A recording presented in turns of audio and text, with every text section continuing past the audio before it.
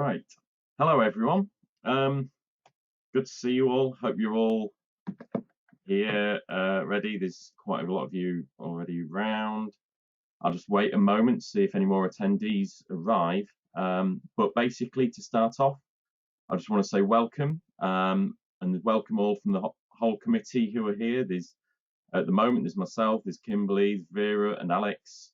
We also have Jim and Damien, who aren't with us just at this minute. But I hope you can all hear me. I hope you all found the instructions relatively straightforward. I know that some of you have had one or two issues, but hopefully they're all sorted now.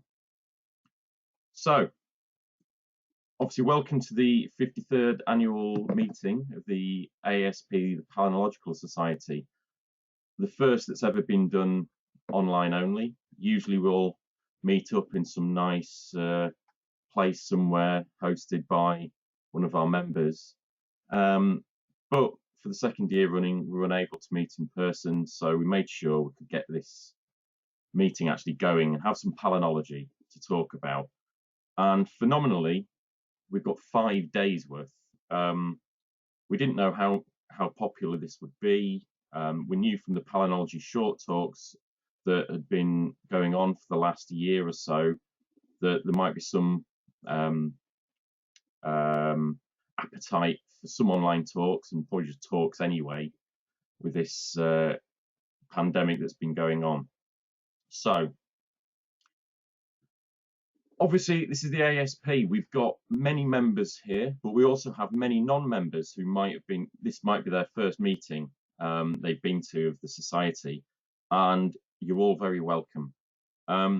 This is possibly the cheapest annual conference we've ever had, only $5 to $10, and we just felt that everyone needed some palynology in their lives again after the last 18 months, and to give you all a taste of maybe what the society is about as well, for those who haven't ever been involved with us, been a member, come to any of our meetings.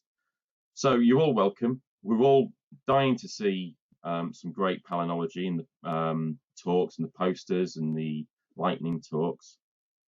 I was just doing a calculation before. We've just had our board meeting, and during the board meeting I was calculating how many different nations are actually involved in this meeting today. There were 36 countries I could count who are represented here today from all over the world. So I am very thankful for you all being here. I know the time zones don't suit everyone. We tried to do a time zone that we thought would suit the majority, but we've got people like Vera here who's on the panel. What time is it there, Vera? It's just after midnight in Melbourne, Australia, so it's already Tuesday. So, and then we've got people in the morning like Kimberly who had to be up sort of early before the board meeting at 5 or something daft like that anyway. And then, yeah. Anyway, so it's a joy to be here. It's a joy to present an annual meeting. So some housekeeping just while we wait for the first meeting presenters. The presenters in the chat, if you could try and just sort of shout out, say you're here in the chat function, that'll be really helpful before your session, because you will be added as a panelist so you can give your talk, and when it comes to the time of your talk you will be made a presenter, at which point you can share your screen and do your presentation after we've introduced you. Once you've done your talk and answered any questions we might present to you, then you go back to being a normal delegate, and we can do all that for you. You don't have to do much other than make sure we know who and where you are in the delegate list through the chat, maybe, if we've not already made you a panelist for your session. That includes the lightning talk presenters as well. let's see, other things. Posters. So the posters are hosted on another website. They'll be available throughout the conference. Vera has added the website again to the chat. If you'd like to click on the link there to see the posters. I think I sent it out in some of my earlier emails. The abstract booklet you should be able to find in a tab called Handouts on the GoTo software. So the handout in there, that is the abstract book, should have all the abstracts in order of presentation times, hopefully, and then the posters at the end. And finally, if you are presenting a lightning talk, similar sort of things as if you're talking, doing a normal standard talk, apart from you'll have your 2 minutes. We will, we don't need to share your screen because we've got all your presentations. We will flick through your presentation, ask us when to skip onto the next slide. You'll have your 2 minutes, then the next presenter. So it'll be a fast and furious, rapid turnaround. Make everyone excited about your poster, so they go to the website and they check it out. Unfortunately, we've not got any question facilities available for the posters, but we hope that the presenters will accept email questions and debate through emails, or potentially through the chat function on here. I'm hoping I've not missed anything important. Each day will start about the same time. I'm sorry that the software invited everyone to start hours ago. That's unfortunately just how the software started. We needed to get it up and running so we could check it out and make sure it was still functioning how we want it to. So I do apologize if you've had it open for the last 6 hours or so. But the timings will be as I sent out in the schedules. So just ask the rest of the organising committee. We got the speakers for the first session sorted yet?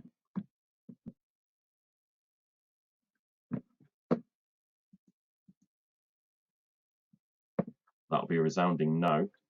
It's okay, we've got another minute or so before we start. There is a chat function which you can chat to with each other, to everybody, to individuals, to different groups. But we also have questions. There is a questions thing. I would like that to be used for questions about the talks. We will collate the questions at the end of the talks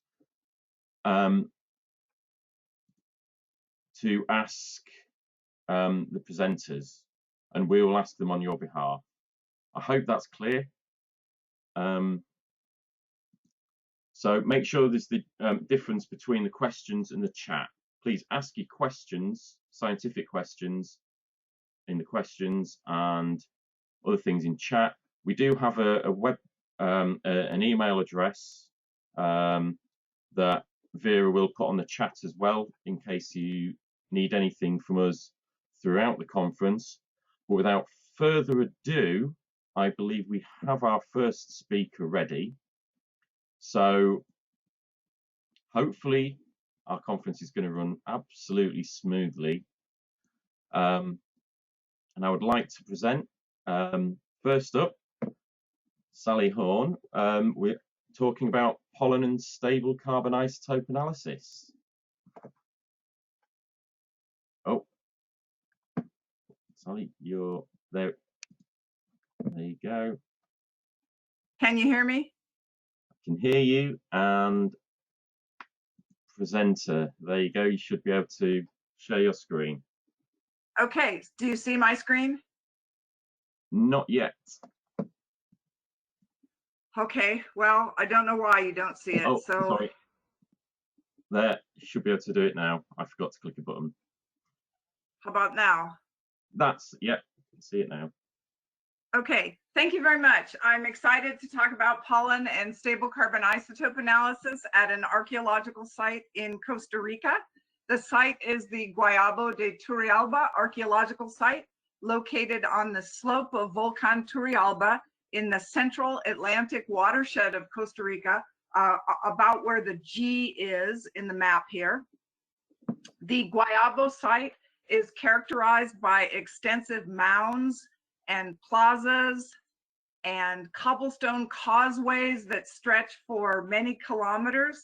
Can you still, I'm now seeing myself instead of my screen. Can you see my screen? Yes, we can. Yes.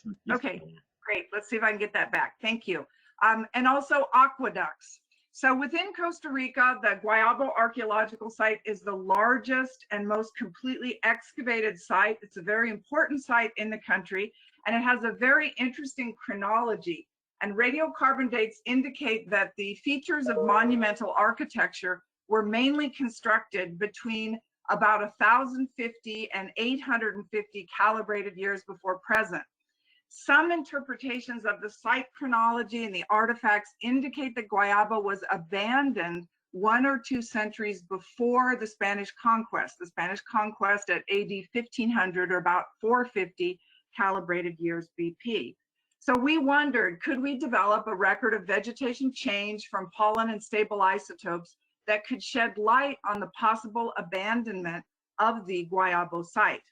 Now, I should point out that my research team has done a lot of work with pollen analysis and sediment cores all over Costa Rica from natural lakes, and we currently have a large project on leaf waxes in these sediment cores to give us hydrogen isotope records of past precipitation.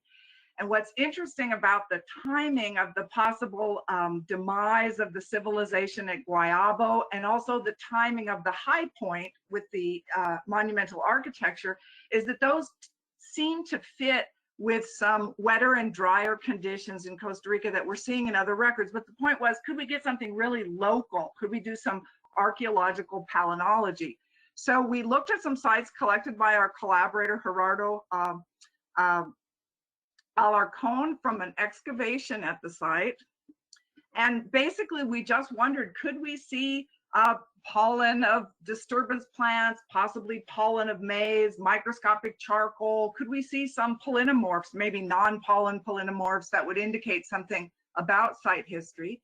And then we're also very interested in stable carbon isotopes. And in a nutshell, in tropical forests in Costa Rica, the vegetation is almost entirely C3. That gives a certain isotopic composition to the leaf litter and the soil, and that also works its way into lake sediments. So we have a much more negative, -20 to -35 per mil for C3 tropical forest vegetation as compared to the C4 plants of maize and agricultural weeds. So we wanted to look at those indicators as well. So quickly to the results of the archaeological excavation. Carbon and nitrogen content is higher in the modern surface soil, as you might expect. And that modern surface soil does show an isotopic composition suggestive of tropical forest. The carbon and nitrogen content are much lower, deeper in the excavation. And we also have more evidence for a mix of C4 plants deeper in the excavation. But what about the pollen? Well, unfortunately, pollen was sparse and poorly preserved with low pollen concentrations. We did see grass, urticales, asteraceae, and amaranthaceae pollen, some fern spores, and an abundance of microscopic charcoal in 2 of the samples. And in fact, the abundant microscopic charcoal is from the samples in a charcoal lens that had been identified in the excavation. So not too surprising in that case. So we regard the estimated pollen concentrations as too low for analysis at this site. Now, I would like to say if our dear friend Von Bryant was with us today, he would be putting in the chat room, wait a minute, Sally, don't give up yet. There's things you can do, call me later. And in fact, there would be things we could do to concentrate the pollen that ends up on the pollen slide. But I'm concerned in this case for the excavation I showed you that we quite possibly are dealing with pollen downwash in the soils. That diagram you see on the right is from a paper I published in Palynology quite a few years ago, but I looked at palm pollen of a particular palm, paid by a palm, in a plantation that had been established 36 years earlier. And then the plantation had been abandoned, but what you can see is there's a lot of Bactris pollen way deep in the soil profile. And I believe this is all from the modern or recent plantation. In other words, in these tropical soils in Costa Rica with rainfall up to 4 or 5 meters a year, we can wash a lot of pollen down if we're not in a site that is protected by a cap rock or something else. So I have some concern about that particular site where we had sampled pollen. But let's see if we have any other options. So from the Guayabo National Monument in the red oval, we just go down slope about 4 kilometers to Laguna Azul. That's Blue Lake. And in July of 1991, a while ago now, when we visited, it was a beautiful little lake with a Secchi disc depth of 0.7 meters. That means fairly transparent water. We came back a year later to collect cores, and it was a very different situation. The lake was very, very turbid with a Secchi disc depth of only 10 centimeters. Terrible smell from rotting vegetation. Apparently, a lot of disturbance in the watershed had brought a lot of material in. I'll talk a little bit more about that in a minute. So we were only able to collect a test sediment core. The conditions were a little difficult. We got a test core from 3 to 3.75 meters below the mud-water interface, and then another short core, a mud-water interface core near the surface. I'm going to focus on this piston core that you see here.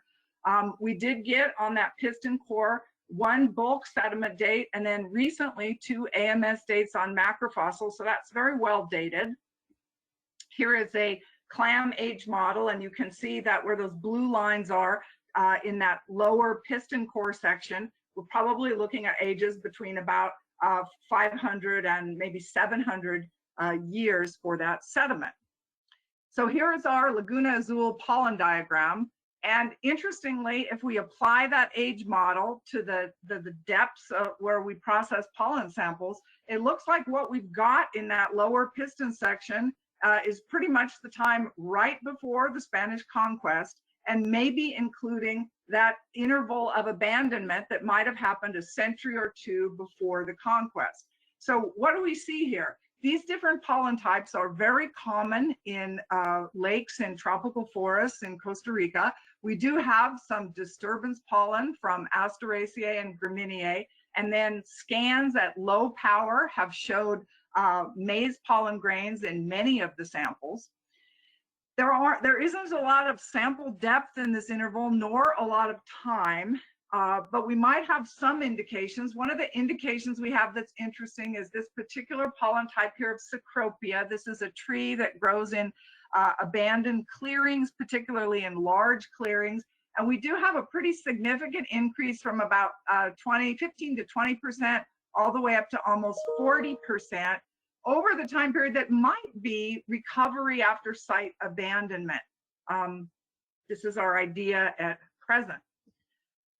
It would be nice, of course, to fill in that big gap in the middle of the core, but unfortunately we can't do it. And this is a little lesson. I really wish that I had collected that sediment core the day that we were there and got the test core, because when we came back only a year or 2 later, we discovered that this natural lake basin containing a record that would have been highly relevant to the nearby archaeological site, again, the most important probably archaeological site in Costa Rica, had been converted to a water holding tank reservoir, small reservoir, for a green, ecologically wonderful, small scale development project using hydropower.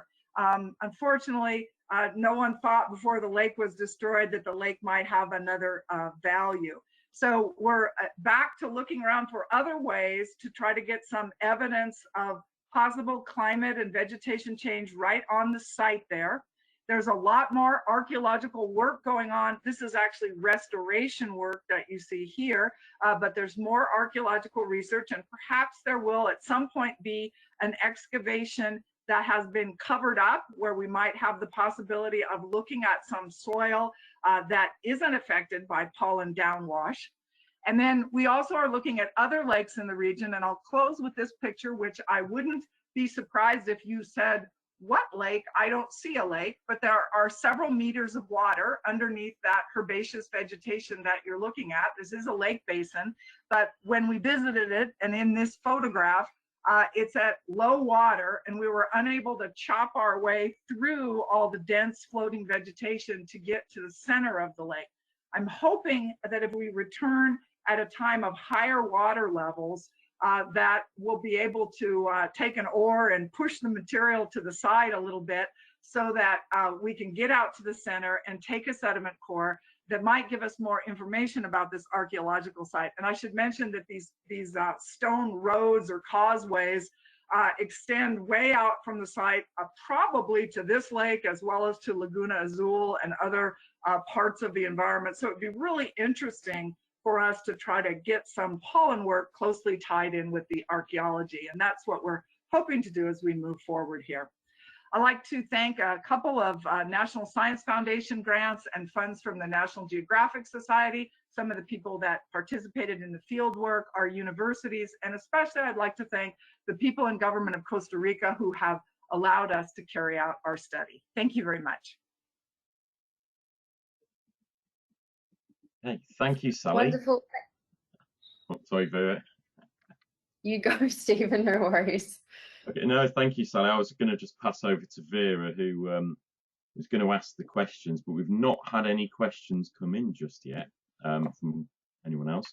So has any of the organising committee got any questions for Sally? Yes.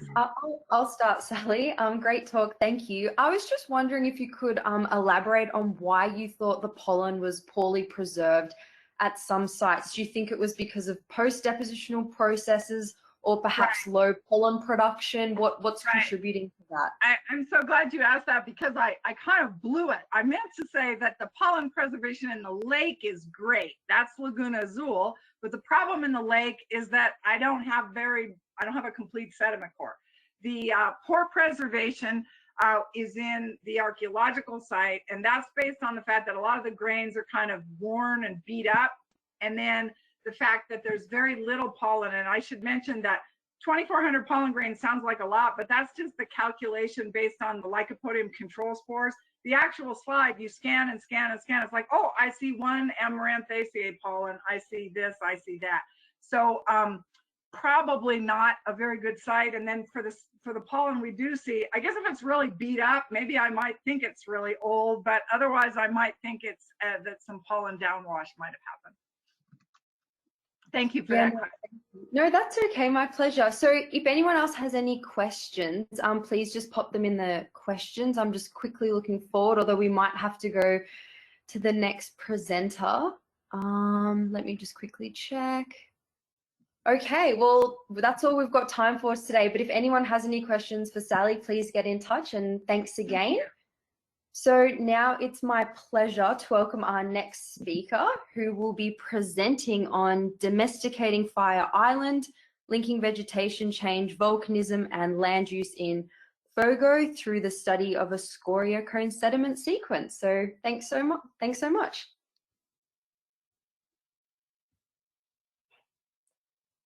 Oh, I think you might need to unmute. Okay. I've just unmuted. Well, you can hear me now, and I shall try to share my screen. Are you able to see my PowerPoint now? Yep, that's it. So if you just want to go into the full view on the PowerPoint. Full view. Perfect. Is that okay? Yep, that's great for me. Thank you. Thank you very much. Well, thank you so much for inviting me to give this talk. I will make a little photo of the screen so I have evidence that all of you are there and we are all in the same room. And also thank you, Sally Horn, for this amazing talk. I think there will be a lot of common threads through both our talks because we're also dealing with some challenging material. I will talk today about Cabo Verde, specifically about the island of Fogo, which is part of my PhD work. Although my PhD already finished, I am now a postdoc fellow in Universidad de La Laguna in Tenerife in Spain. But we still have data coming out our Cabo Verde project. We're really happy to bring this interesting scoria cone site so it can be discussed by the community, and so we can show you some preliminary results. First of all, I shall take you to Cabo Verde, which is an arid archipelago situated roughly 600 kilometers from the Senegal coast, which is also roughly in the Sahara Desert region. Cabo Verde is composed by 10 volcanic islands, and here in this little scheme you can see that most islands are roughly between 20 and 5 million years old. They came out of the volcanic hotspot in the Miocene. But in the upper Pleistocene, there were some geological events such as the collapse of the Fogo volcanic caldera. Fogo is the island where I will take you in this talk. And in the Holocene, the humans only arrived 500 years ago, and it was the Portuguese which first settled the island. So far, that's what the data is showing. It was the first tropical archipelago settled by Europeans, and it came with many challenges, mainly due to the aridity of the landscape, the volcanic soils, and of course, nowadays it's an independent country that is facing different challenges derived from climate change and how to manage the very seasonal rainfall and this type of issues. We went to Fogo Island in 2019 looking for some suitable scoria cones, which are probably some of the only places in the island where we will find deep soils that can act as sediment records that can show us a bit of past landscape change. Our main questions were about Fogo Island, including how the volcanism has impacted the vegetation, but also, and very relevantly, how humans after the Portuguese after 500 BC were influencing the natural landscapes of Fogo Island. Fogo is an stratovolcano. It has very, very steep slopes. Its peak is roughly 2,700 meters high. And overall, it's one of the driest whole islands of Cabo Verde. And as you can see, the soil profile we were able to open and sample attests for this very silty and sandy type of sediment, which we knew that would give us some challenges, but we were also hoping that we could show some results. Overall, historically, Cabo Verde in the sources has received different there are different views about how this archipelago was in the past.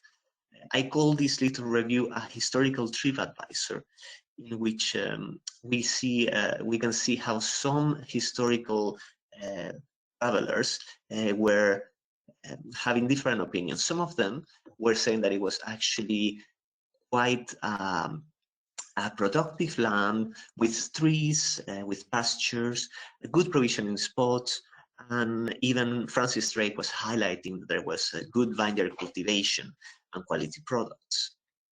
However, especially after 1590s, in the 17th century, there start being also people saying that it was a very infertile land, which fits a bit more with what we see today, very desertic in certain islands, especially in the lowlands.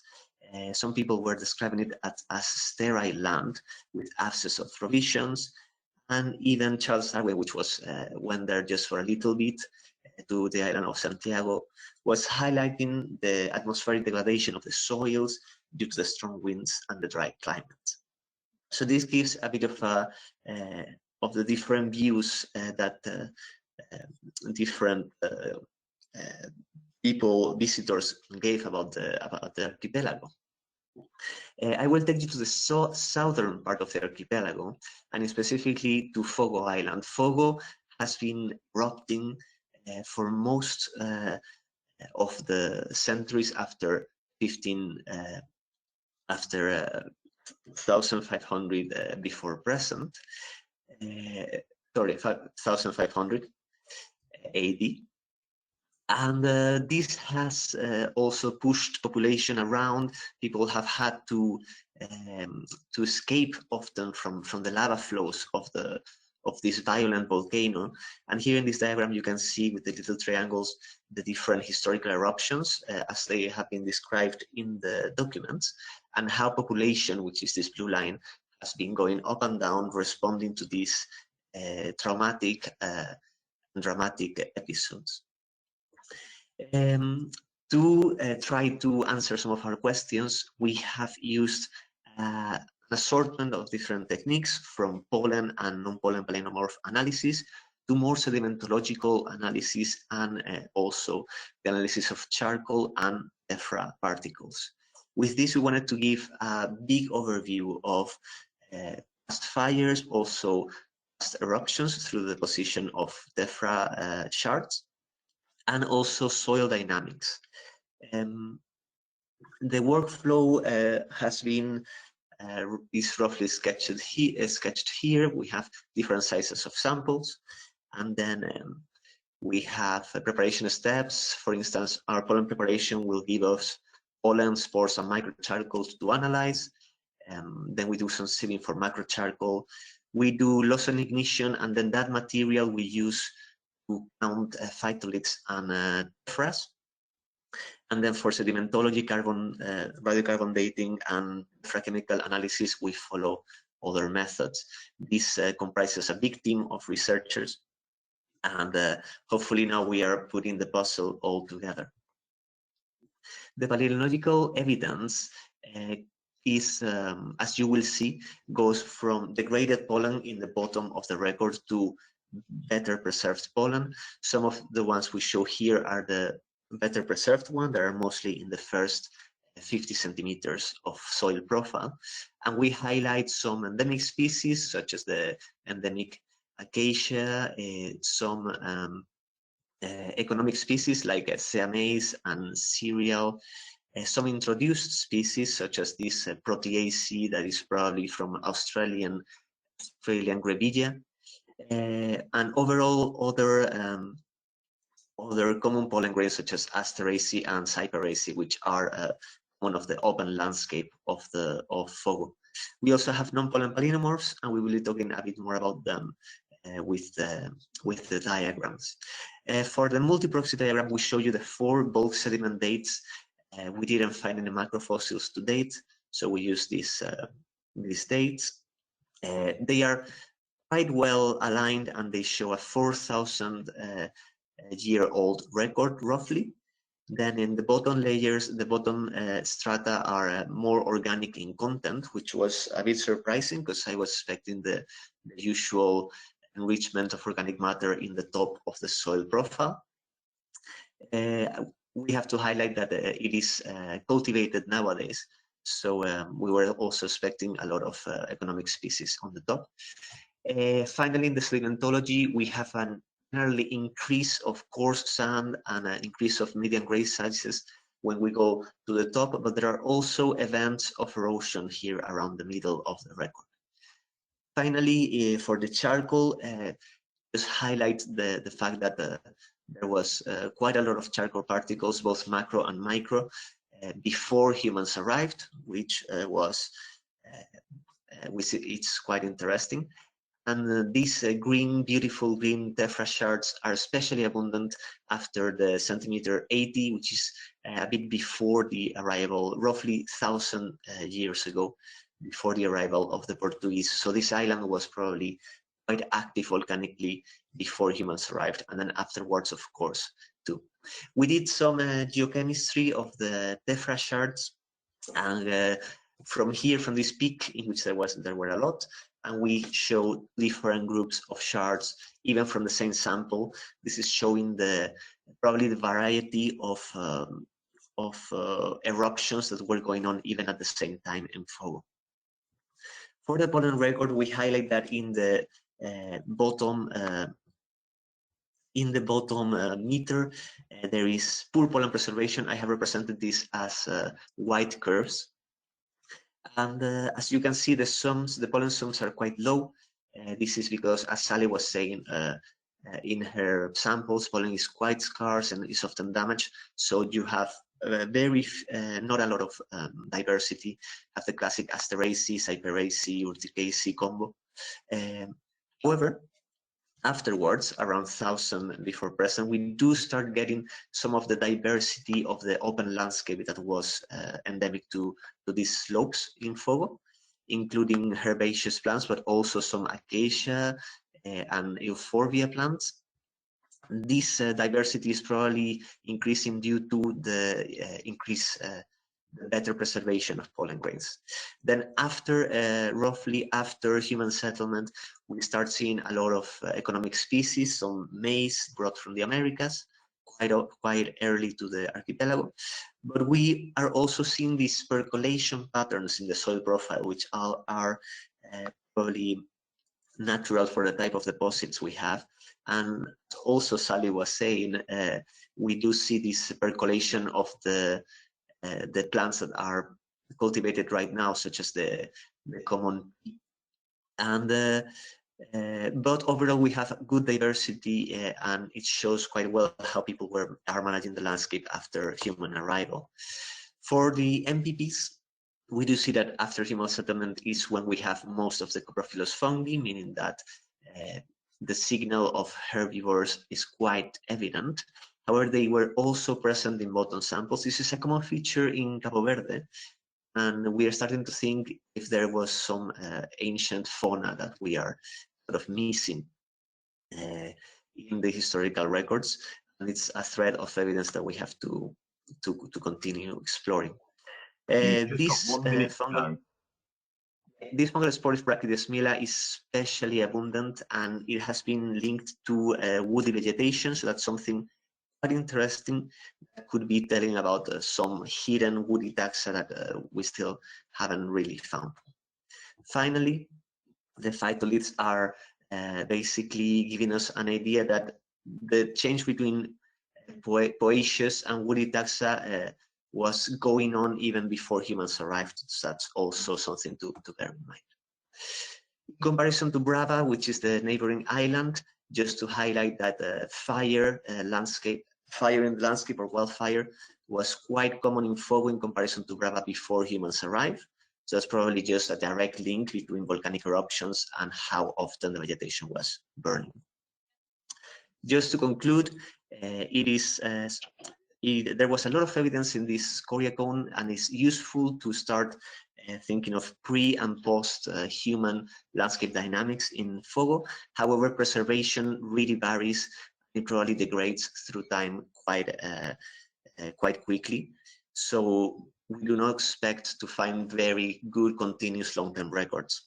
However, it is good to know that the erosion pulses and natural fires were quite common, and that to start uncovering the story of how people were domesticating or adapting to this very dynamic volcanic landscape, and to have a perspective on the species that are being replaced by the introduced species that people have brought. So thank you very much, and please do ask us questions and give us comments. This is an ongoing work, and we hope to be able to publish soon. Thank you very much.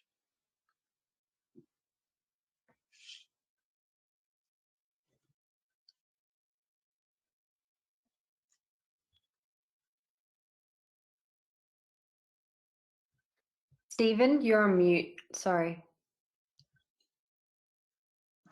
Apologies there.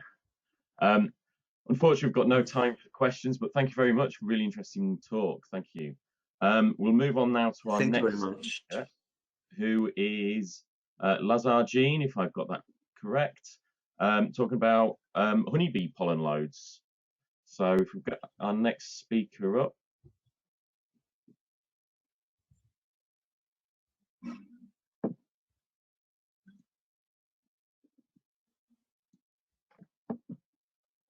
we go. Yeah. There you go. So can you hear me? Yes. Yeah. So shall I share my screen now? We can see your desktop.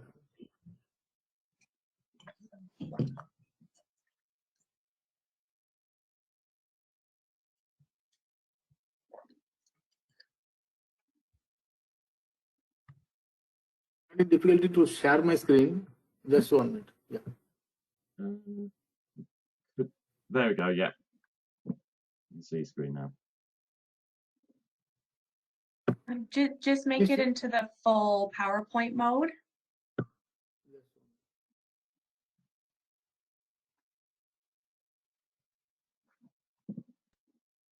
Can you see the screen? We can see your screen. You just need to make the presentation mode. Yeah.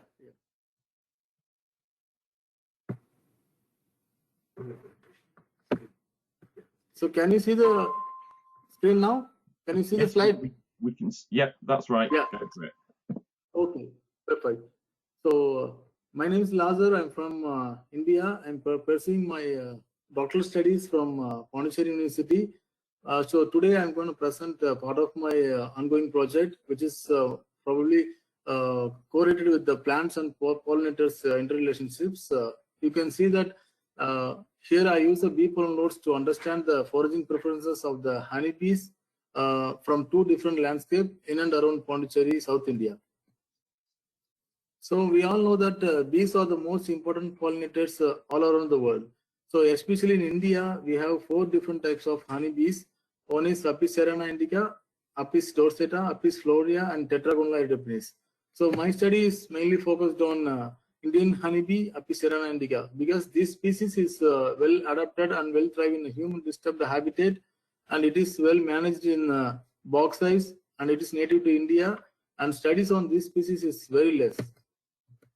So coming to the study site, my study site is called Pondicherry, which is situated southeast of India, and Pondicherry contains remnant patches of tropical dry evergreen forest with the croplands, wetlands, and with rural and urban settlements. So for the study, I have chosen 2 sites. One is Garden of the French Institute, which is situated along the coast of Pondicherry, and it is a well-managed one with the native and introduced plant species. This place is considered as an urban site, and second one is Puturai. It's a small village situated 10 kilometers west of Pondicherry town, and this place contains mosaic patches of TDF, the tropical dry evergreen forest with the cultivated plants and introduced plantations. So you can see here the box size which is installed in both the study sites. So commonly the people talk about the biodiversity conservation and the sustainable agroecosystem. The major aspect that we overlooked here is pollinator and pollination ecology. So pollination is one of the major things that major essential life cycle for the flowering plant, and in tropics, 85% of the plants are pollinated by the insects, especially honeybees, because bees and plants are mutually interdependent. Plants depend on the bees for their pollination service, and bees depend on the plant for their nutrition service. So here I often use the term called pollen load. Pollen load is nothing but a collection of pollen from the flower by the honeybees. The worker honeybees contains a pollen basket in their hind leg in their it's called as corbiculae, which is present in the hind leg of a worker bee, which is helped to carry the pollen from the flower to the beehives. So coming to the objective, mainly to determine the floral source of the honeybees using a bee pollen load studies, and to compare the pollen source of the honeybees from 2 different landscapes, that is rural and urban area, and to correlate the seasonal variations and preferences of the honeybees, and to evaluate the nectariferous and polliniferous plant, which is done by both field work and also with the microscopical studies. and to network between the farmers and beekeepers to mutually share their knowledge and stress the necessities of honeybees and to introduce in the agro ecosystem. So coming to the methodological part, it's contained two parts. One is palynological study and another one is vegetation studies. For palynological studies, the Indian honeybee Apis-cerana indica was introduced in wooden beehives in two different locations. And for bee load pollen collection, I use a queen gate pollen trapping method. And for pollen collection, I use three different ways. One is collecting from the bee hind leg and from the flower and also from the comb cell. So after collecting the sample, it is taken for the microscopical analysis for pollen identification and enumeration. So coming to the vegetation studies, the floristic survey and phenological observation will be done with the help of circle land transaction method. So here I use a beehive as a center point. From this radius of 100 to 500 meters, I will take a floristic survey and note the phenological observation with the quantitative and qualitative method, and also I will do the mapping of the study area. So both these palynological and vegetation studies will be done twice or thrice in a week. So this is the pictures which is showing that how I am collecting the bee pollen loads. You can see that the honeybee is collecting pollen load from the flower. So after collecting pollen load from this, it will take it to the hive and store in the comb cells. So what I am using here is this is the queen gate which is kept at the entrance of the beehives. So you can see that the honeybees are returned back to the hive with the pollen loads. So what I'll do here, I'll use a clean brush to remove the pollen load from the bee's hind leg. So here I'm showing the close-up display of pollen loads. So after collecting, it is transferred to the sterile vial and take it to the laboratory for further processing. And finally, I'll take it to the microscopic analysis. So coming to the result, so totally from two different landscape, I collected 233 pollen samples. From that, from urban site, totally 130 samples were taken. And from that, 74 pollen taxa retrieved. And coming to the rural sites, 103 samples were taken and 44 pollen taxa has been retrieved from these sites. So combining both study sites, I have retrieved 89 pollen taxa. And pollen taxa is classified into 8 groups, like woody pollen taxa, non-woody pollen taxa, non-classified and unidentified pollen taxa. You can see here AP, it is arboreal woody pollen taxa, which is highly presented at urban sites comparing to the rural site. And non-arboreal sites contain 23 in urban sites and 22 in rural sites. So it's almost evenly present in both the sites. And maximum represented families are Leguminosae, Rubiaceae, each contain 9 pollen taxa. Euphorbiaceae, Malvaceae contain 5 pollen taxa, and followed by Ericaceae, which contain 4 pollen taxa. So these are all some of the pollen taxa which is represented from both the study sites. So coming to this part, it is a TIA diagram of the urban site. So as I mentioned, I took 130 sample from this site. Totally 74 pollen taxa has been retrieved. So interesting thing is from this site, during the month of October and November, I found that it seems like a peak season for the bees. They collect a lot of pollen taxa. During the month of November, totally 27 pollen taxa, and October it is 23. So because of this huge data, the pollen taxa is not clear. So I split this diagram into two parts. One is woody and non-woody. So it's arboreal pollen taxa is called as woody pollen. Here I found 37 pollen taxa, and here I highlighted some of the pollen taxa which is represented more than 50%. So you can see here in this urban site, crocus is present all through the season, and some of the avenue trees like Peltophorum, Calophyllum, Lucina, Lania, and Barringtonia, which is also represented 50%, and it also shows the variation of season. So coming to the non-arboreal pollen taxa, other pollen taxa, here also it is 37 pollen taxa is retrieved from urban site. You can see here Asteraceae, which shows higher frequency during the month of September, and followed by Portulaceae, which shows a higher frequency more than 50% during the month of June, and Coffea plant shows higher frequency during the month of January. So coming to the second site, that is a rural site called Puturai. Here I found 103 samples and 44 pollen taxa has been retrieved. Here box hives is not installed during the month of June and July, and due to pandemic, I'm not able to take sample from this May month. And here also it is interesting, similar to urban site. I found that October and November seems to be a peak season for bees. They collect a lot of pollen taxa. November it is 23 and October it is 21 taxa. So coming to the woody pollen taxa, here also I highlighted more than 50% pollen taxa with the pollen images. You can see here as like urban site, focus also present all through the season, and followed by Myrtaceae, which shows a peak level during the month of September, and this is Lucina, shows peak level during the month of February, and Acacia shows high frequency during the month of December, followed by Rutaceae atlantia, eagle marvelous type. And you can see here the eucalyptus and casuarina shows more than 80% during the month of August. So coming to the non-woody pollen taxa, this rural sites contain 26 pollen taxa. Here you can see that Boreria, which is a weed plant, which shows higher frequency during the month of October, followed by Mimosa pudica, which shows higher frequency during the month of November, and Securinega, which shows higher frequency during the month of March. So this is the commonly represented pollen taxa derived from both the urban and rural sites. You can see that Coccus is one of the important arboreal pollen taxa which present in both the study sites, and it present all through the season from both the sites. And you can see here Lucina also shows present all through the season and show high frequency during the month of October. But in rural area, it shows higher frequency during the month of February. So other taxa which are all represented less than 20%. So these are all some of the pollen images which is taken with the help of microscopic studies, which is retrieved from the bee's hind leg. So these are all the plants visited by the honeybees, which is photographed during the field visits. So some of the expected outputs, like we'll get an information of role of pollinators, especially honeybees, particularly Indian honeybees. To get this information, we need to understand what are the plants preferred by the honeybees, both for nectar and pollen. And also we can make a honeybee pollen calendar, which is help to conserve the bees and improve the honey productivity and also the honey populations.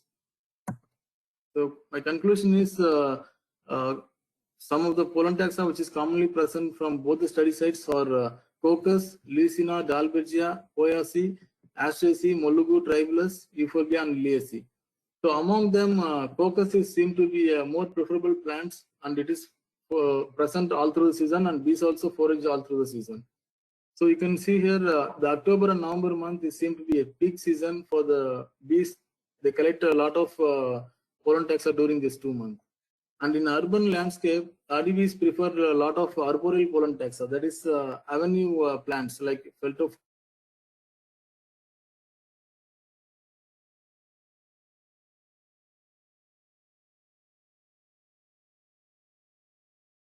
Are you still there? Under Lucina, Barringtonia, which is kept and which is planted under the urban area and required running the pollinators, plant pollinators interaction studies. So with the help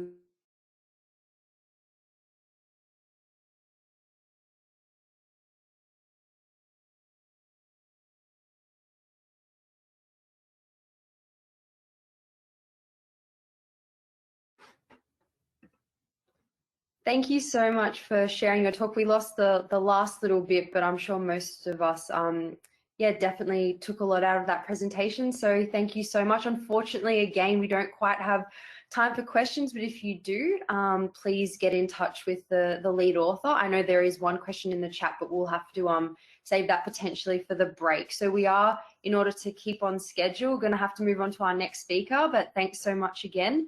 So our next speaker is Phaedra Katsi, who's going to present on chemotaxonomy, an alternative method for classification of grass species. So thanks so much.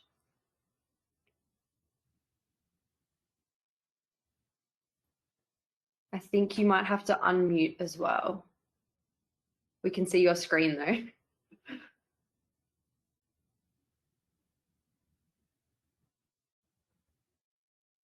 Unmute.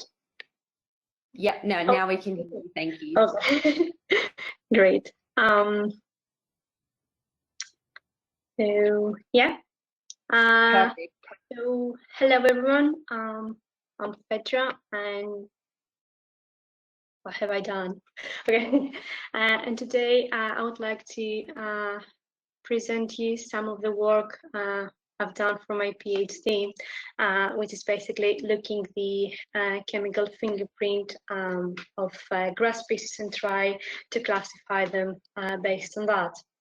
So for those of you who have tried to identify wild and domesticated grass species, you'll understand that it's a very difficult task to do, mainly because the morphology of the pollen grain it's very similar.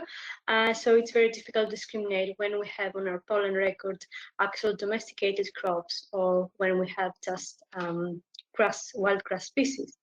However, being able to discriminate between these two, it's very important when we want to answer questions about past agriculture practices, so how people affected their environment and how the environment affected the crop cultivation.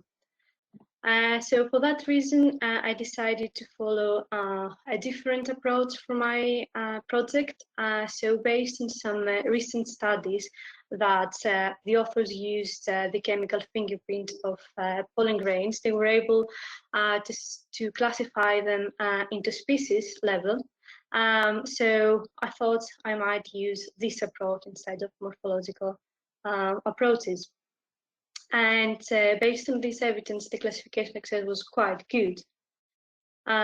So what I did was to collect some sample and then scan them using the Fourier transform infrared spectrometer, which we have in Sutton Bonington in University of Nottingham. So basically, the spectrometer consists of a beam that emits IR source to the sample, and then a detector that measures how much of this IR source has been absorbed by the sample. And then it gives the final spectrum to the monitor. So this is the equipment we have at Sutton Bonington, and this is what we're going to see in the monitor over here. So in this square, you'll see the region that we call fingerprint region, which is, if we zoom in, we will see that consists of different peaks that correspond to different compounds of the pollen structure. And exactly this region is supposed to be different for every species. So in theory, if we use this region of the spectrum, we will be able to identify between different species. Even in pollen, even on pollen species, that it's very difficult to see to identify them from the normal morphological methods we use.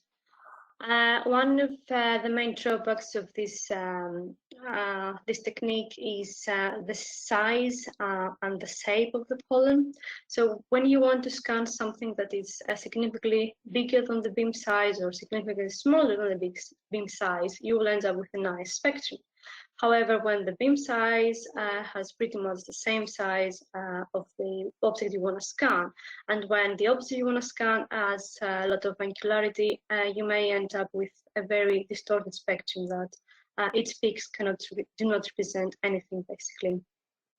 So having all this in mind, I want to introduce you to my project. So the first step of my project was to collect wild and domesticated grass species. I took plants from Sutton Bonington, nearby Nottingham, Sheffield, as well as the Botanical Garden of Munich. And James Hutton Institute in Scotland also gave us some samples. So once I've extracted the pollen, I sort them into acetone so that they're well preserved until the time of the scanning was there. So I've scanned both cluster of pollen grains because, as I said, this gives you a lot better spectrum, as well as individual pollen grains. I did quite a lot of scans, especially on the individual pollen grains, because I know that this is going to be the most trickiest part of my study. And I aimed for 3 to 7 replicas of each sample. However, due to the distortion I've mentioned before, I could only use a fraction of all the samples I scanned, and especially on the individual pollen scans, I could only use pretty much half of them. So the main question I wanted to answer was whether the fingerprint region is that different between wild and domesticated plants that putting them into an algorithm, into a model, the model can actually predict if unknown samples are domesticated or wild. And then if that worked well, I wanted to go into species level, especially for the domesticated crows, which is my main interest. So these diagrams, they show how accurate my models were. So basically, you want to see as many pinky dots here as possible, because this means that the model was able to identify correctly the pollen. So as you can see, the classification success from the scans of the pollen clusters, it was quite good. It was very similar to what we saw on other studies. However, when we go to individual pollen scans, the picture is a bit different. The classification success drops a lot. And especially here that we're trying to see which species we had in our data set. We see a lot of misclassification towards wild species, which I'm not entirely sure why this is happening yet, because I'm still working on this data set. But I think that this happened because onto this category, the wild species, there are quite a lot of species and there is a lot of variation anyway. So the algorithm is picking this variation and it's misclassifying other species towards wild species. So to sum up, can we actually use the chemical fingerprints for accurate identifications? Well, I think we can, but we'll have to be very careful.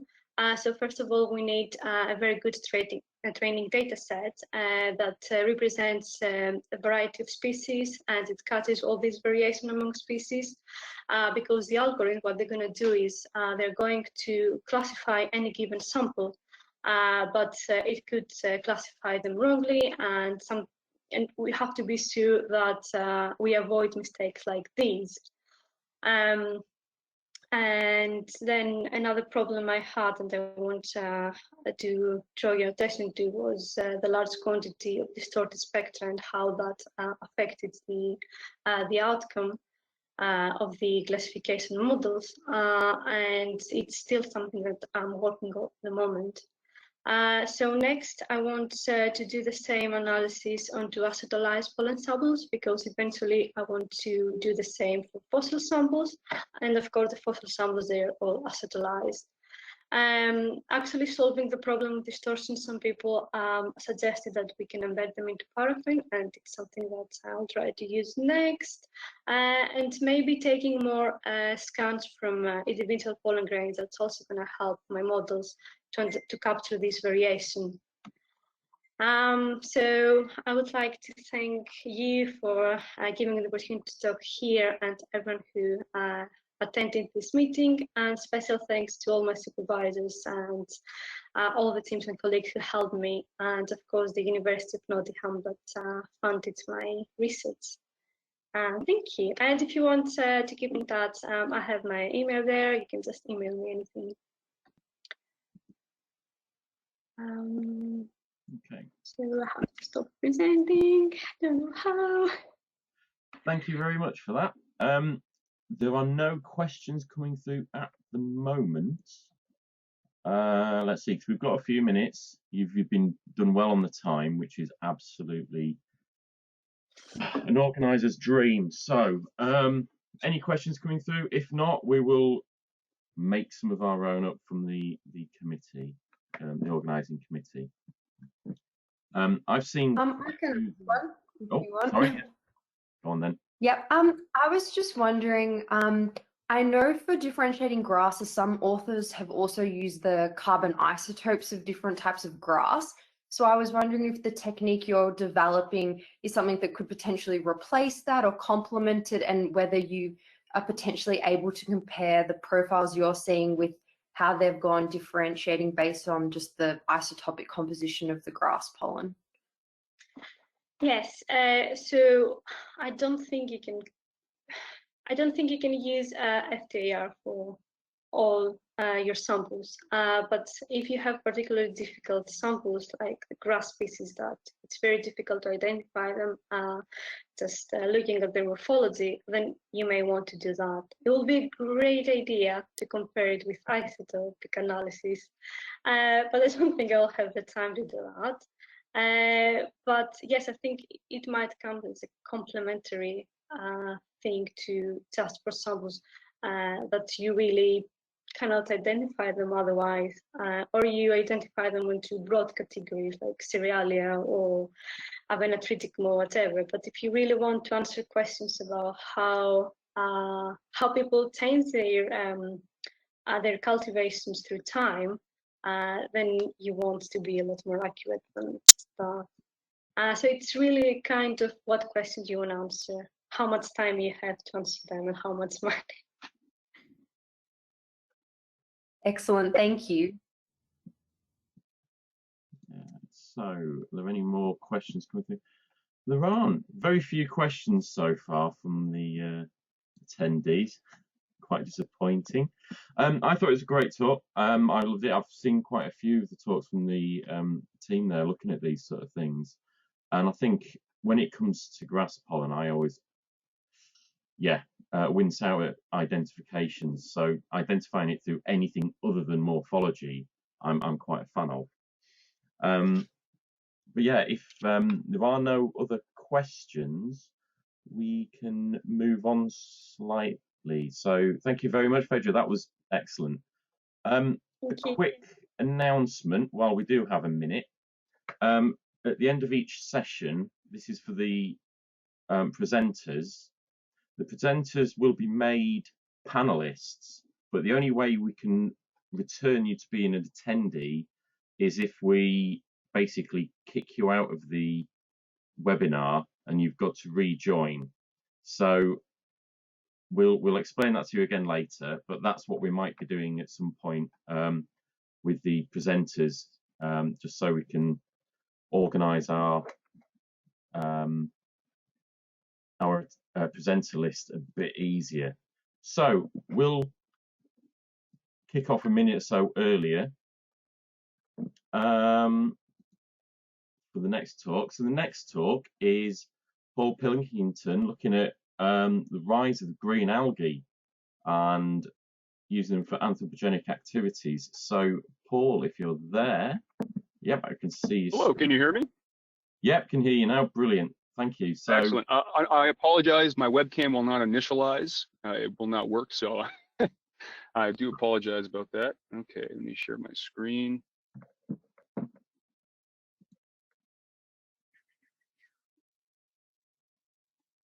All right. Can you see my presentation? Yeah, we can see your presentation. Go for it. Okay. Full screen.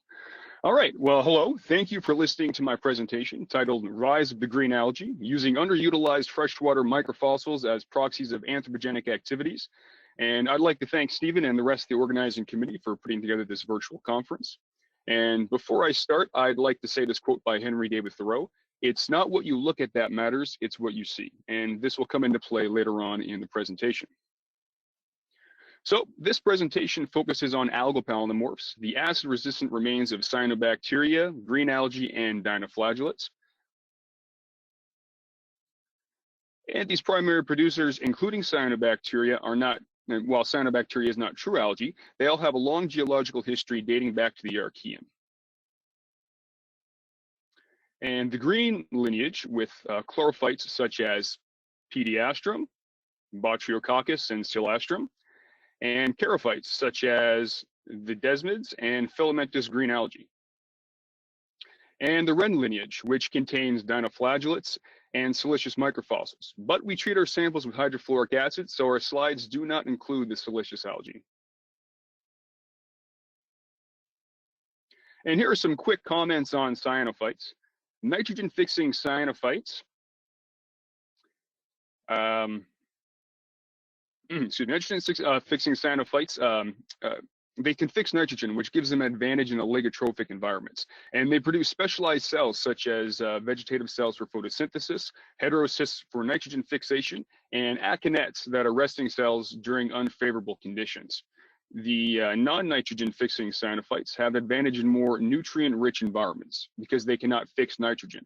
And they're also known to outcompete many taxa, including nitrogen-fixing cyanophytes, due to its ability to regulate its buoyancy in the water column.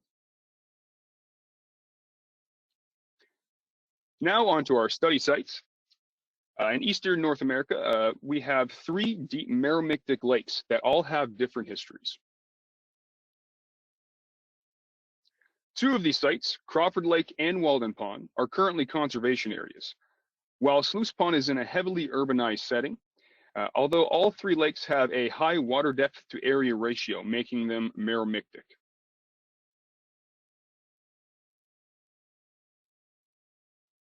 Now, all 3 sites were pristine prior to human influence, and the sites were likely initially inhabited by indigenous people, confirmed at Crawford Lake through archaeological evidence. And European colonists settled near all 3 sites in the early 17th century, but the land use histories and the catchment of the 3 lakes diverged substantially over the last century. Sluice Pond was heavily impacted by industry into the 1980s and is now a residential area.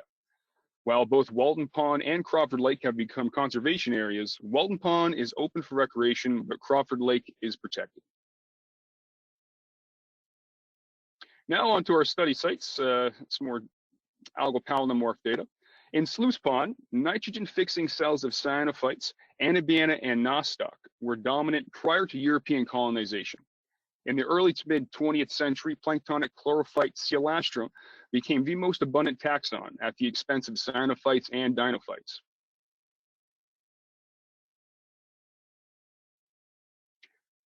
At Walden Pond, prior to European colonization, the algal assemblage was also dominated by nitrogen-fixing cyanobacteria. Modern sediments in Walden Pond since the early to mid-20th century also displayed green algal dominance, mostly from charophyte desmids such as Cosmarium and Sterastrum, and the dinophyte Parvidinium umbanatum, which are indicative of clean and clear waters, showing conservation efforts alongside a robust Nitella population are keeping the waters of Walden Pond clean.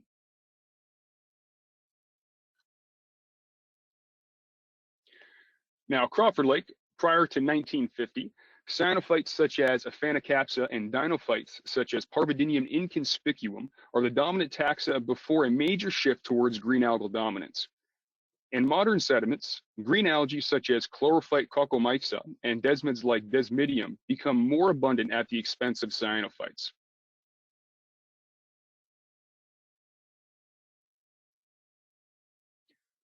A shift towards green algal dominance also occurs at the expense of cyanobacteria even in the very large Lake George over the past century.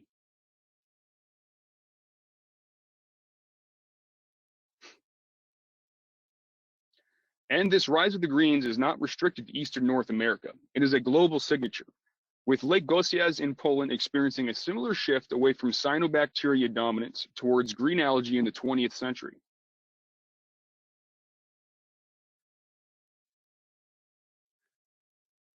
Studies regarding the metabolism of freshwater algae and cyanobacteria show increased dominance of green algae at the expense of cyanobacteria and diatoms under atmospheric CO2.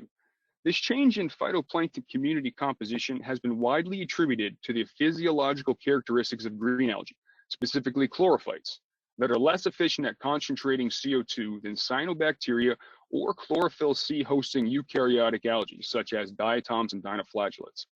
Because green algae have a higher photosynthetic CO2 compensation point, and when CO2 is no longer the limiting factor, green algae seem to proliferate. Green algae has also increased in abundance relative to cyanophytes and dinophytes during earlier intervals of high atmospheric CO2 concentrations, including at the end of the last glaciation. Algal pigments measured in sediments from an Arctic lake display increased green algal abundance over other algal groups during the Holocene thermal maximum, which occurred between 11 to 7 kiloannum at the site. The return of the greens is seen over the last century, where pigment ratios and other paleoproxies exceed the perceived values during the Holocene thermal maximum.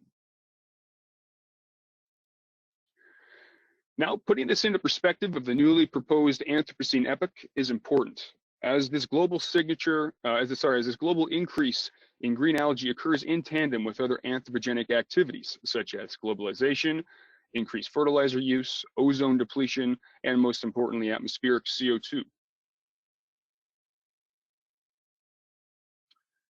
And now to wrap things up, we see multiple sites across the globe simultaneously experience a rise in green algae during what is known as the Great Acceleration.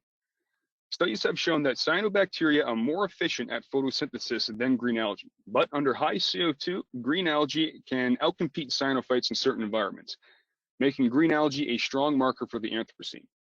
Now, going back to Thoreau's theory, it's not what you look at that matters, it's what you see. Is important because these previously underutilized microfossils are useful for distinguishing both natural events and human activities, and when combined with other paleoproxies, become an important tool for paleolimnologists. And thank you very much for listening.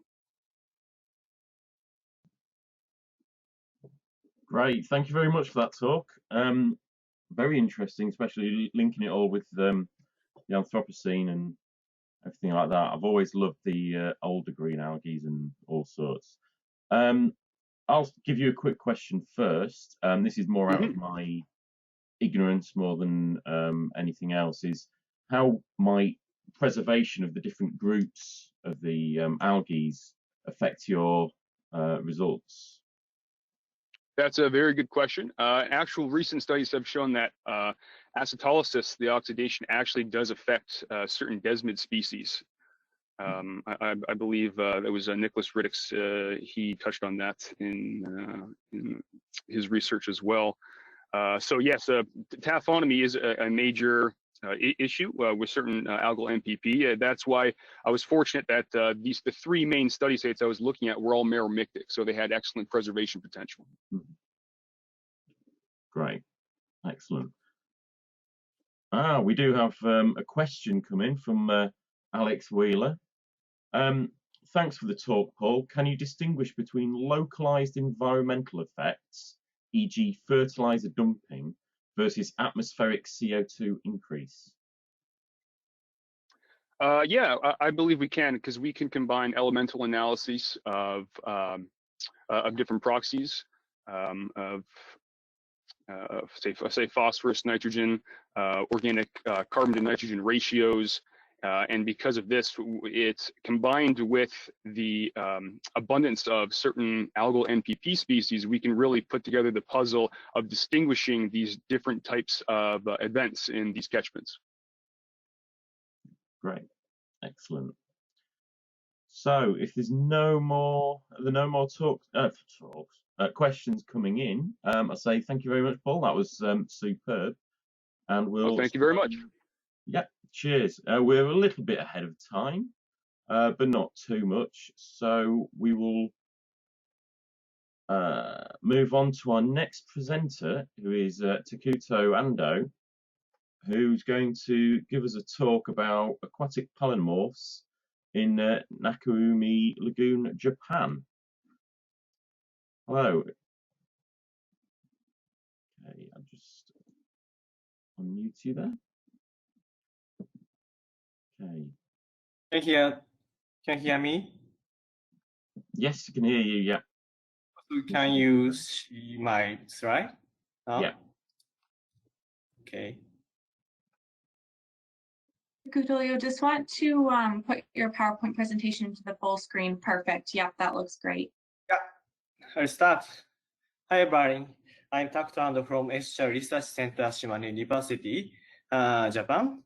Today, I'd like to talk about the modern analog work of aquatic polymorphs deposited in Nakumi Lagoon near our university. I'm originally an organic geochemist. This is my first presentation as palynologist. Please be kind. So, everybody knows Japan is midnight now. I'm really sleepy.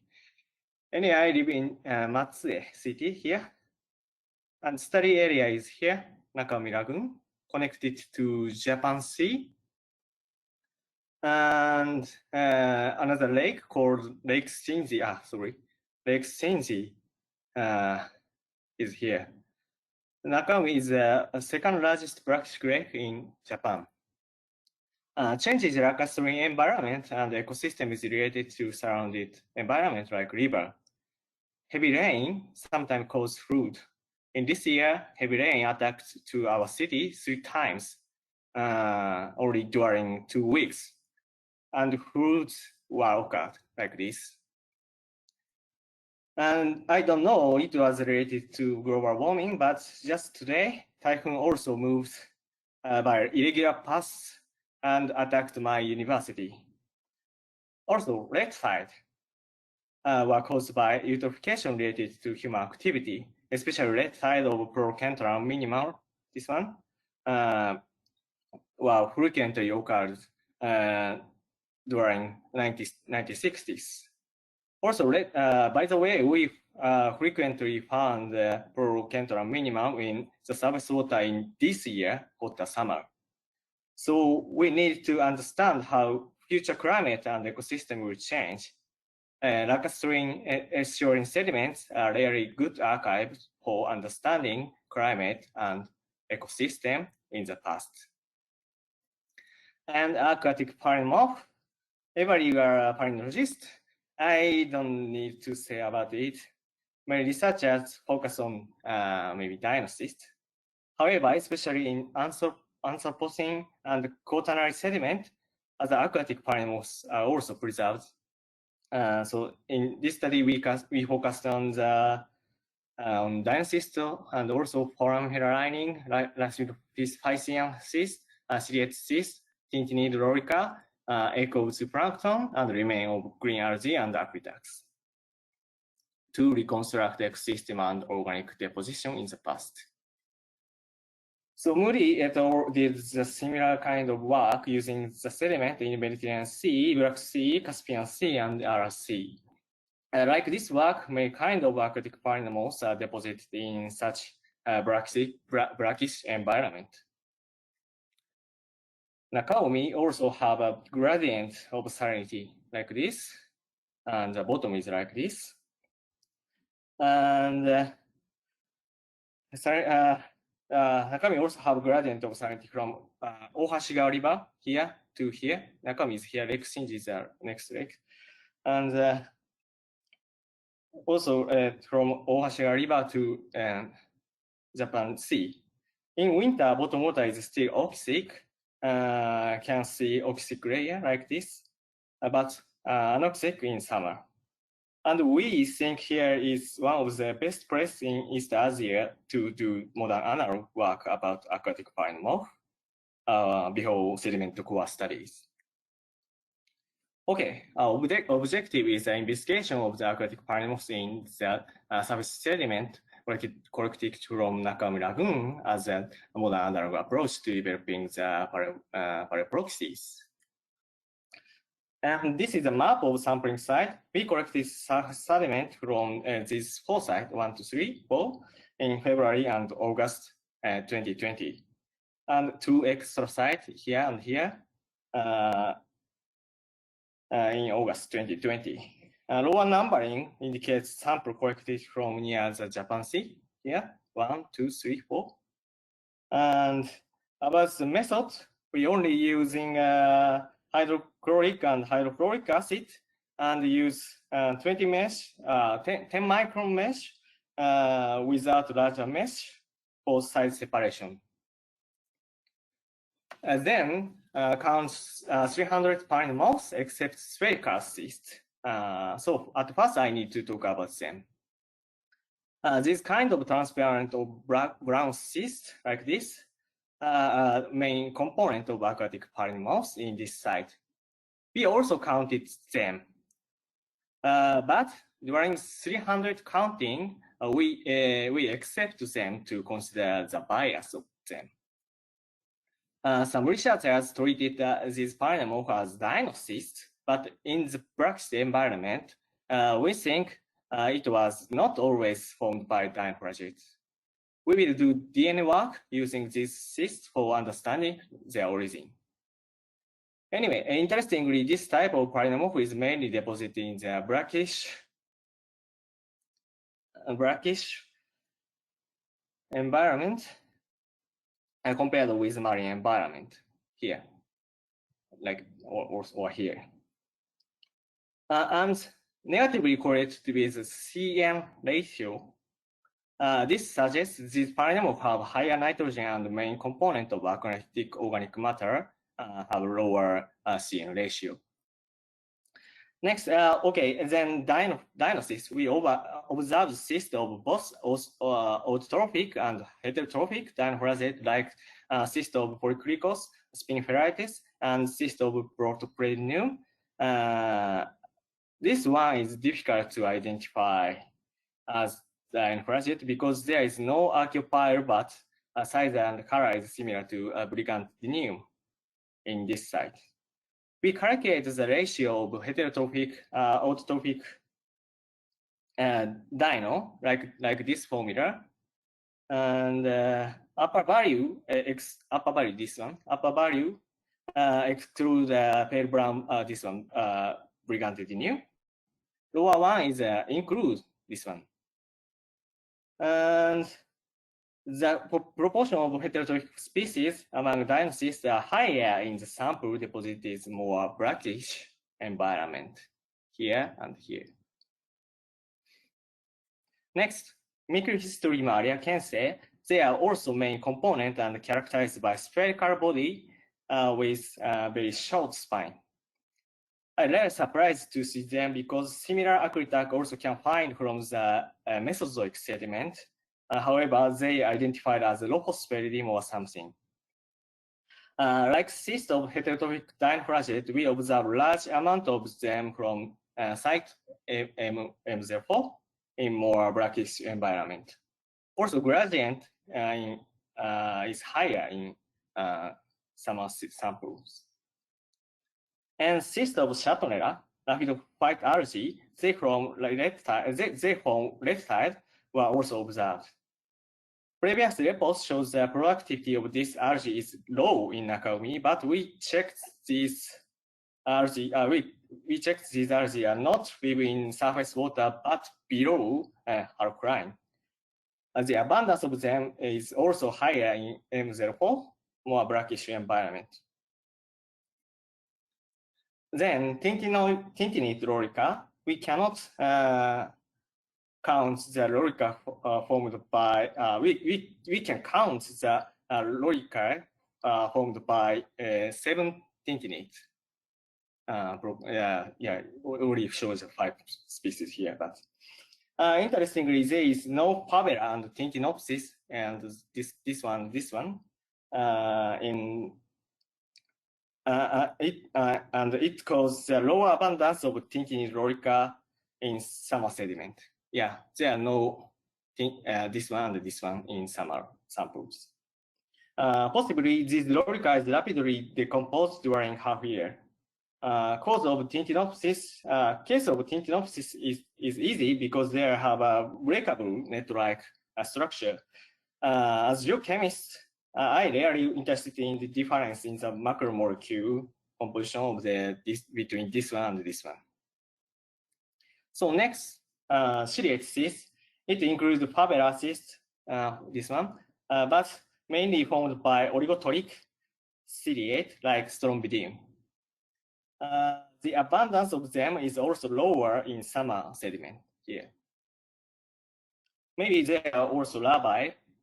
However, Strombidium cyst, this round one and elongated one, is possibly more resistant than other ciliate cysts. It is also needed to work about macromolecule, I think. And resisting egg of just egg of the plankton, like copepod and rotifer, we divided them into several types from morphological character, many. However, there is no obvious trend here. Anyway, the total abundance of them is higher in M04. Okay, last two groups. From her lining, it looks really clear compared with previous one. So the abundance of basic quorum lining is higher in the sediment deposited in the more marine setting. Also, this sample is sandy and sandy sediment deposited in the deeper setting. And bicellular and unicellular lining can be observed in this sample like this. Then move on final group, remaining of green algae, mainly composed of Pediastrum and Starstrum, which cannot live in Nakam Lagoon due to higher salinity, because these paranormals are alloxonous, meaning coming from the other place, and possibly useful for proxy as freshwater input. The abundance of this green algae is higher in M04. In fact, freshwater input from Ohashiga River is higher in this site, especially during winter season. This is a living species of this polymorph from the near river near from the Nakam Lagoon. And we also observed other polymorphs like Gibberellarian egg capsule, shells of dusted amoeba, and Radiosperma species, and also remain of cyanobacteria, just show here. A summary. Thank you for your attention.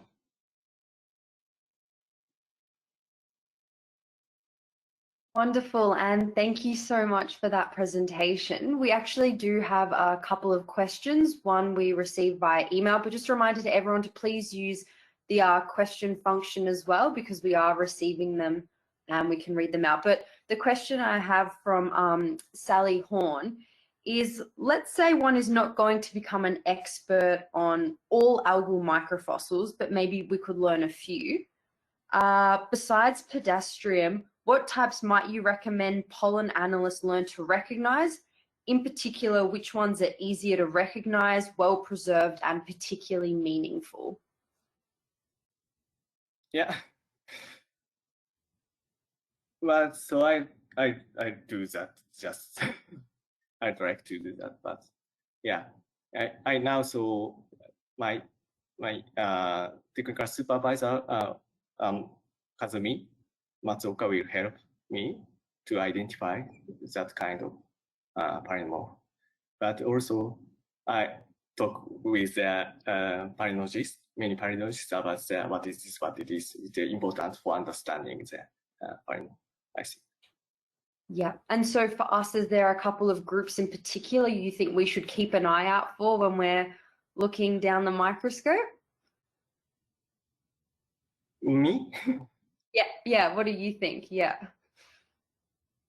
Yeah, it's a key group. Yeah. It's a very difficult question. It's one of the green algae is very important for understanding freshwater input, and the forum lining is easy for understanding the basic community. It's a very difficult but to understand, but we can understand the ecology of the past environment. I think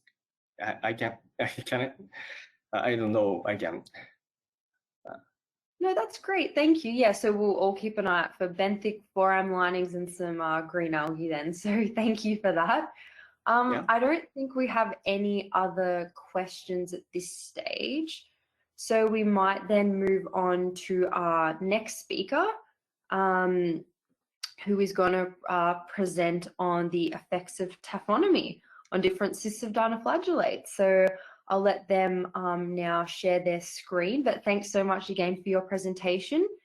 And our next speaker is McCarthy. So when you're ready, please share your screen. And again, just a reminder to everyone to pop your questions using the question part of our display. And thanks again.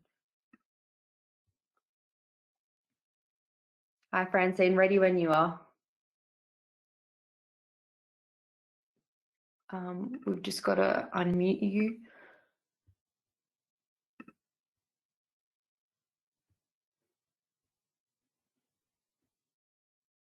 Francine, can you hit your red unmute button? I see it now. I couldn't see it. Thank you. So many things. All right. And can you see my screen? Okay, great. Yeah, I'm going to talk to you about taphonomy, which has been my favorite subject for a very long time. And I'm going to speak to you specifically about the freshwater dinoflagellates that we've been working on. Actually, I have a couple of PhD students who have been attacking the subject from several different perspectives, and a student from the University of Wisconsin contacted me about some stuff she saw on her slide. So I roped her into this presentation as well. So I'm actually going to speak to you about the work of 3 different PhD students approaching this in very different ways. So as you hopefully know, the cysts of freshwater dinoflagellates do preserve in sediments, but not all species produce fossilizable cysts. And of those that do, as part of their normal life cycle, the preservation potential varies greatly, particularly in their resistance to oxidation, which is what we have discovered. So I'm going to talk to you about 2 end member cysts that are very different from one another in their preservation potential and their response to particularly oxidation. There are a number of other interesting observations, but for the interest of time, I'm going to focus on the oxidation story. The first one is a tiny cyst of Parvadinium umbanatum. It's brown. It can look spherical in some views, but if you see it on a side view, you see a pointed apex separated by a clear cingulum from an antapex, and there's a very unusual antapical arcupyle. So its excisment aperture is at the antapex, which is very unusual. The top right image is the theca, so that's what swims around in the water column, and the bottom right is the cyst. So you can see that it's a proximate cyst. It forms close against the wall of the theca so that its shape mirrors that of the theca. And it can be hugely abundant. And the image on the left shows you a blow up of varves in Meromictic Lake Jialongwan in China. And those brown layers are actually packed little cysts of Parvadinium umbanatum. So you can see how abundant it can be. The opposite end of the spectrum that I'm going to present you is Parvadinium limbatum. So it also has a pointed apex with a horn that leans to the left. It has 2 antapical horns and a cingulum that you can pick out not as clearly as umbanatum, but you can pick it out from the ornamentation on the cyst. And the slide on the image that just showed up on the right is a nice SEM, and you can actually pick out the plate boundaries on the cyst, so the paratabulation, and you can see that the aperture, the excisment aperture, is transapical, and it's a suture. So it's not the loss of a plate or a number of plates, it's actually a transapical suture. And this is common in several species of freshwater dinoflagellates. So the one thing I should mention is that this cyst is much, much larger than Parvadinium umbanatum. So Parvadinium umbanatum may be as much as 25 to maybe 30 micrometers. This one is in the order of 80 to 90 micrometers in length from apex to antapex. And the other thing that is different between the 2 is that we only know of Parvadinium umbanatum cysts from Holocene sediments, mostly very recent sediments actually, and they've only been described since 2006, whereas the cysts of Parvadinium limbatum have been described since the 1960s, and they are present in sediments that span a much longer interval of time through the Quaternary. And even in the pre-Quaternary, which is what this is showing you, there are very similar looking cysts with the leaning horn, the antapical horns, and so on, and transapical sutures. And they record, there's a very long Cenozoic history of the adaptation to freshwater environments in this lineage from marine ancestors in the Cretaceous that look very similar. And so that's a whole other story that I can't get into here. The thing I want to focus on today is the work of the 3 different PhD students who happen to be in a relatively, for North America, a relatively small region between about 45 and 55 degrees north latitude in the sort of Great Lakes region of Central North America.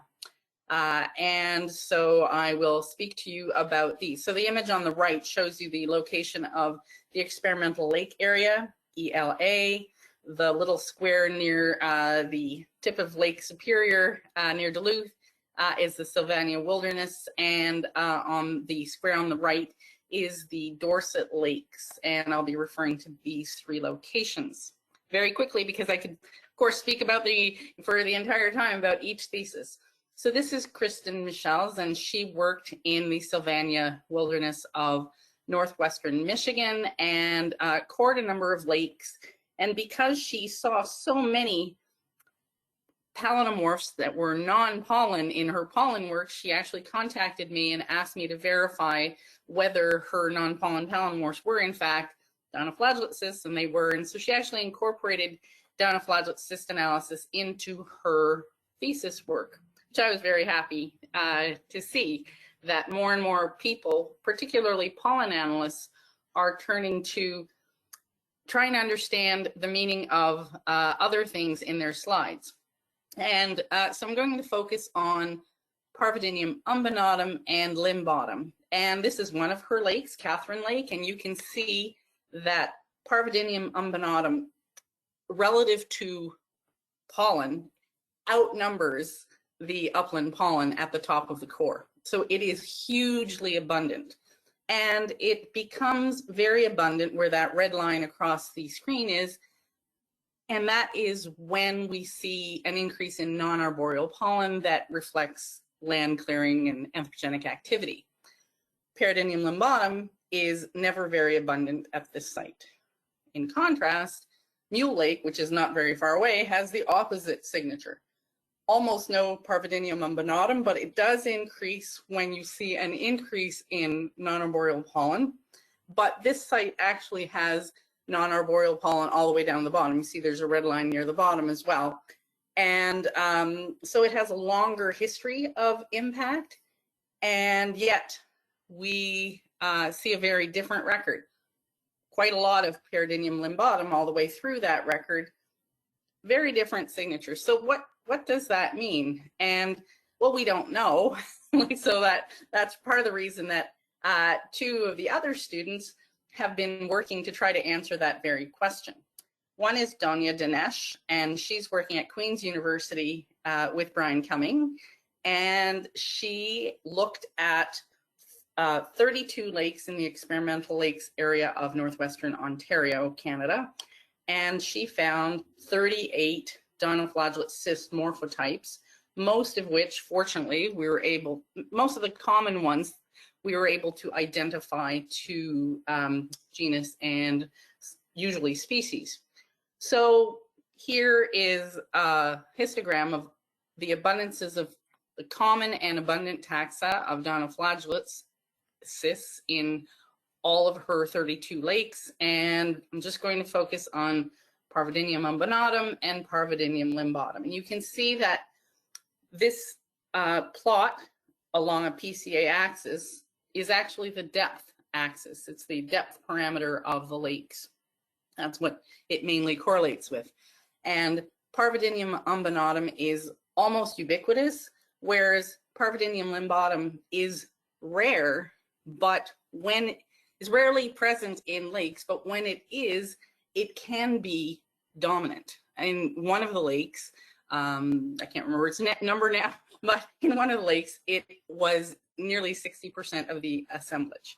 So again, very different kinds of records of these cysts And so what does it mean? And so Donya, who should be defending her dissertation sometime in the fall, ran PCA analysis on the assemblages, and all those numbers are the various lakes in her calibration set, and the parameters, the environmental parameters, also in this PCA analysis. And the lakes and the parameters are smushed together into one plot here, so that you can see that Parvadinium umbonatum is strongly associated with PCA axis 1, and that's water depth and low pH, so acidic, and low alkaline lakes, whereas Parvadinium lumbotum is at the other end of the spectrum.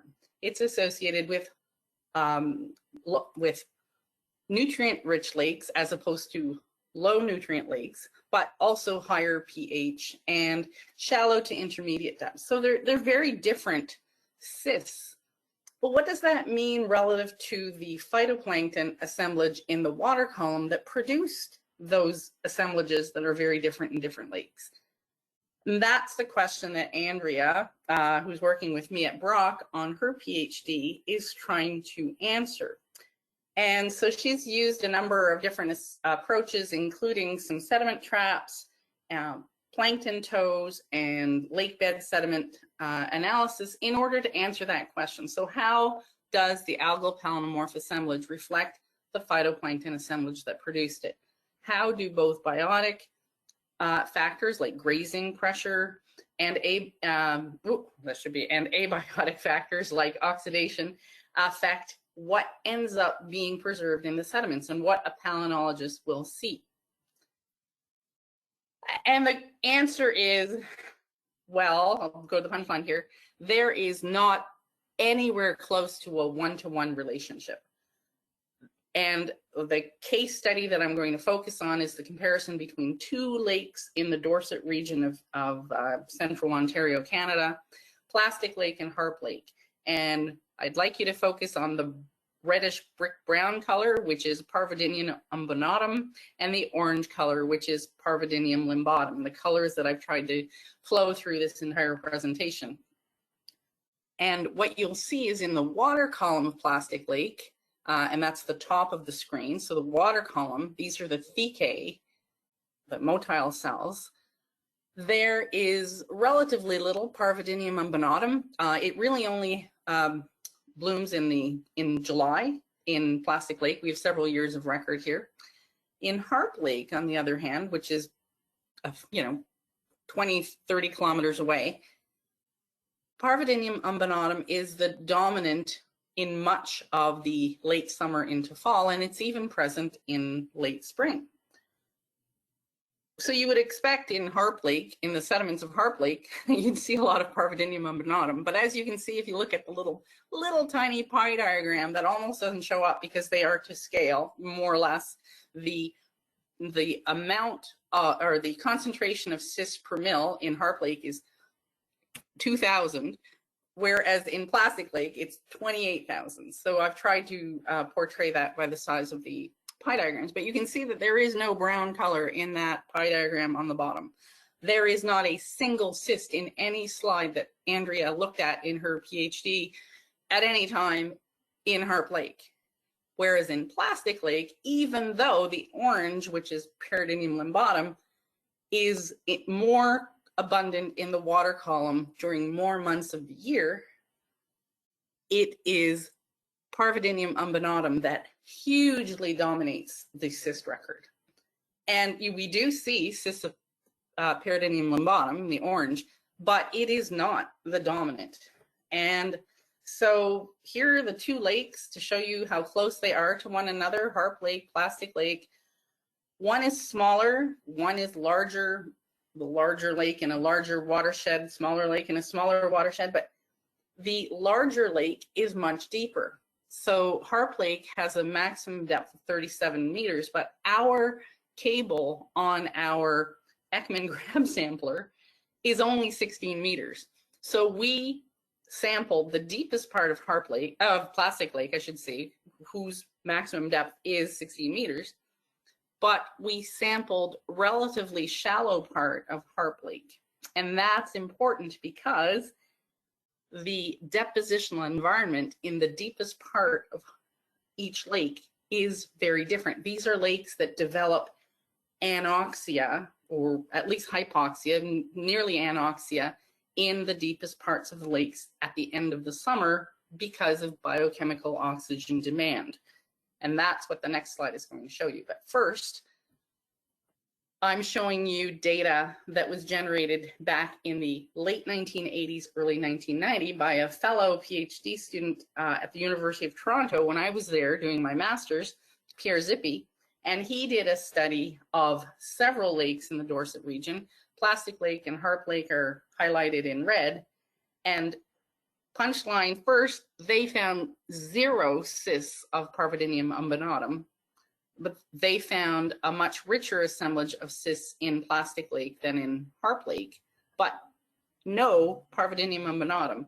But they acetylized their samples, and I never acetylize my samples. It's a horror that people destroy so much interesting material to have cleaner pollen to look at. It just, you know, so when Andrea redid analyses in some of the same lakes that Pierre Zippi looked at, she found very different assemblages, particularly in Plastic Lake, which this slide shows you. So again, our Ekman grab samples are from the deepest parts of the lake.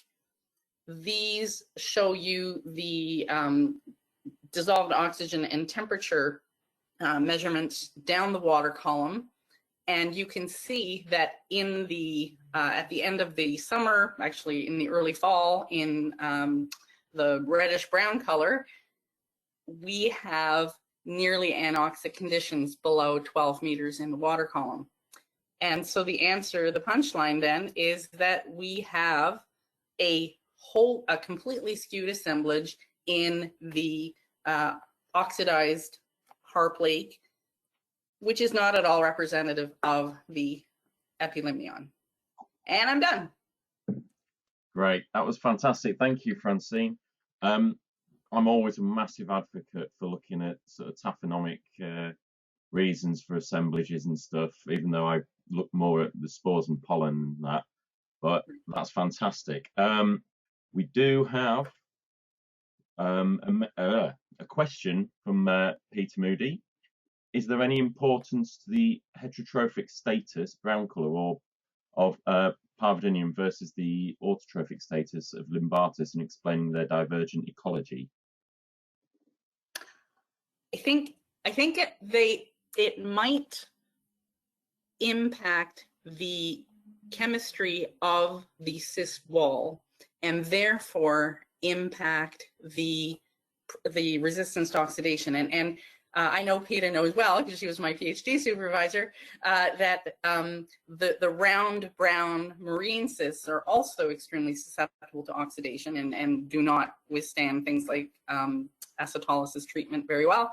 And the walls are very, very similar color. And our colleague Peter Gurdebeck in Antwerp, in Ghent, is looking at the micro FTIR signature to see if that is in fact the case. So I think the trophic, the characteristics, the ecology of the dinoflagellates does actually impact the taphonomy, and not just whether they're likely to be found in a water body, but whether they're likely to preserve in the sediment. Yeah. Great. Well, thank you very much. That was great talk. Yeah, if there's no other questions, thank you, Francine. And we will now move on to the first round of lightning talks, I believe, unless I'm missing out a talk. Let me just check. Yep. So the lightning talks, all of the lightning talk presenters should hopefully be available now. I just need to bring up my screen. So how these are going to work, these are presenters who have got a poster, so hopefully most of you have had time to at least check the poster website. If not, we'll post the link again somewhere, but it's on my emails and was in one of the chats. I will change this to normal screen. Okay, so have we got the first presenter? Ah, yes. Let me just get the correct. Okay, so the first presenter is, well, I need to show my screen. Okay, can everyone see the screen well? So presenters, if you've got 2 slides, just yell at me to skip the slide and I'll do that for you. Okay, so first is Nicholas Riddick. Hi, can you hear me? Yep. Excellent. Good afternoon. Is it still morning? I'm not sure. Good morning or afternoon, whatever we're at now, or whatever it is for all of you. I don't know. I'm just going to jump right in here. We collected 3 cores from Crawford Lake, located in southern Ontario, Canada. You can see the map in the top left. One of these cores was from the deep basin, which is CL3, and then we have 2 cores from shallower parts of the lake above the chemocline, CL1 from near the inlet, and CL2 from near the outlet. The 2 shallow cores are similar, and in them you find a more typical assortment of palynomorphs, although in CL1 we seemingly have the lowest palynomorph abundances and diversity. The deep basin core CL3 has exceptional preservation, noted in this upper sort of right image, noted here as by example in the consumer data by the abundance of susceptible palynomorphs like Rotifer loricae and the cysts of A. loriciciliates, which don't appear in the other 2 cores. And you can see them again in that CL3 image with the light blue and light red bars. And they make up 43 to 92% of that consumer assemblage. So it's quite an overwhelming abundance. In the shallow basin cores, moving away from the consumers here, it is the pollen record that has allowed us to establish chronology and identify human impact zones or occupation zones through the lake, which is highlighted. Those are all highlighted in green. We have a Euro-Canadian zone and a Iroquoian zone. In CL1, the lower left image, there's no Iroquoian zone that's been identified at the moment, though based on some initial pollen counts at some new intervals, we believe it's around 50 centimeters. Interestingly, the micro-XRF geochemistry was not capable of resolving the Iroquoian zone in CL1, as it does very clearly in CL3 with an increase in potassium and iron. In CL2, the top of the Iroquoian zone is resolvable. However, the increase in non-arboreal pollen shows that the geochemistry does not capture the entire event. But this could be because of how the land was being used at the time and the intensity of land use. Rescanning the cores with different. Sorry, your 2 minutes is up. Did I run out? Oh, that's all right. Well, look at my poster or contact me for more if you want. All right, thank you very much. Next speaker is Ershavrun Bakimenko. Hello, can you hear me? Yep. Go ahead. We present the work that was done at the Nigorod Biological Station reserve not far from Moscow. We analyzed soils under the modern forest that grew on the farmer fields.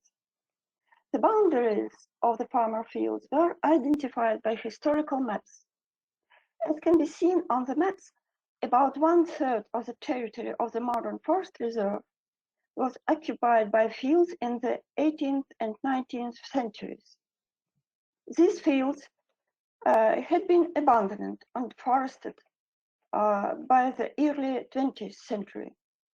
Next slide. We compared pollen spectra from old plowing horizons with surface spectra of modern forest and undisturbed soils. All the samples from the old plowing horizons contained pollen or plants characteristic of former fields like cultivated cereals, Centaurea cyanus, Phagopyrum esculentum, and so on. However, the most reliable indicators in our case were the spores of mosses, Riccia glauca and Anthoceras, small ground cover plants that grow in abandoned fields for the first few years. Spores of these mosses, as well as spores of Lycopodium clavatum, were found in abundance in old plough horizons, but were completely absent in modern vegetation and surface spectra. We assume that these indicators can be used to determine the boundaries of ancient fields under modern forests.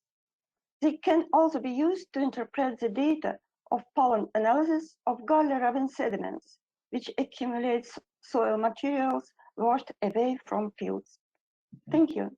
Thank you very much, Ekaterina. And now on to the next speaker, Maya Chichinadze and Elisa Gravadze.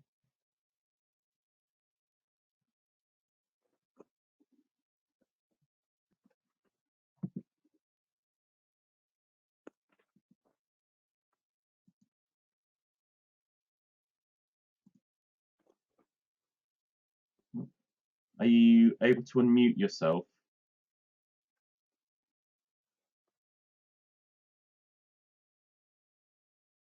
Okay, I'm Maya Chichinadze from Georgia National Museum. Let me introduce you with some pieces of information concerning the investigation of pollen and non-pollen polymorphs revealed in archaeological materials of the classical period in Georgia. In the presented map of Georgia are marked archaeological sites where palynological studies were carried out. Hoard consisted of iron and bronze artifacts was discovered at one ECT site dated to the 1st century BC. In the course of archaeological excavations, bronze covers of cleaner legs, figure 3, it's indicated by the red arrow, from this hoard were studied palynologically. Of non-pollen polymorphs, tracheal cells of wood prevailed in all samples. Among them, pine cells were identified. Their abundance could be interpreted as a trace of wood construction. It could be supposed that the beer was made of pine. Abundance of bone-soft crystals, figure 5, inorganic residue seems to be a trace of glue. From our point of view, it was used while constructing the beer. In the classical period, glue used for wood was made of bone and cartilage rolls. Existence of linen and cotton fibers discovered there proved that linen and cotton represented the clothes of the beer.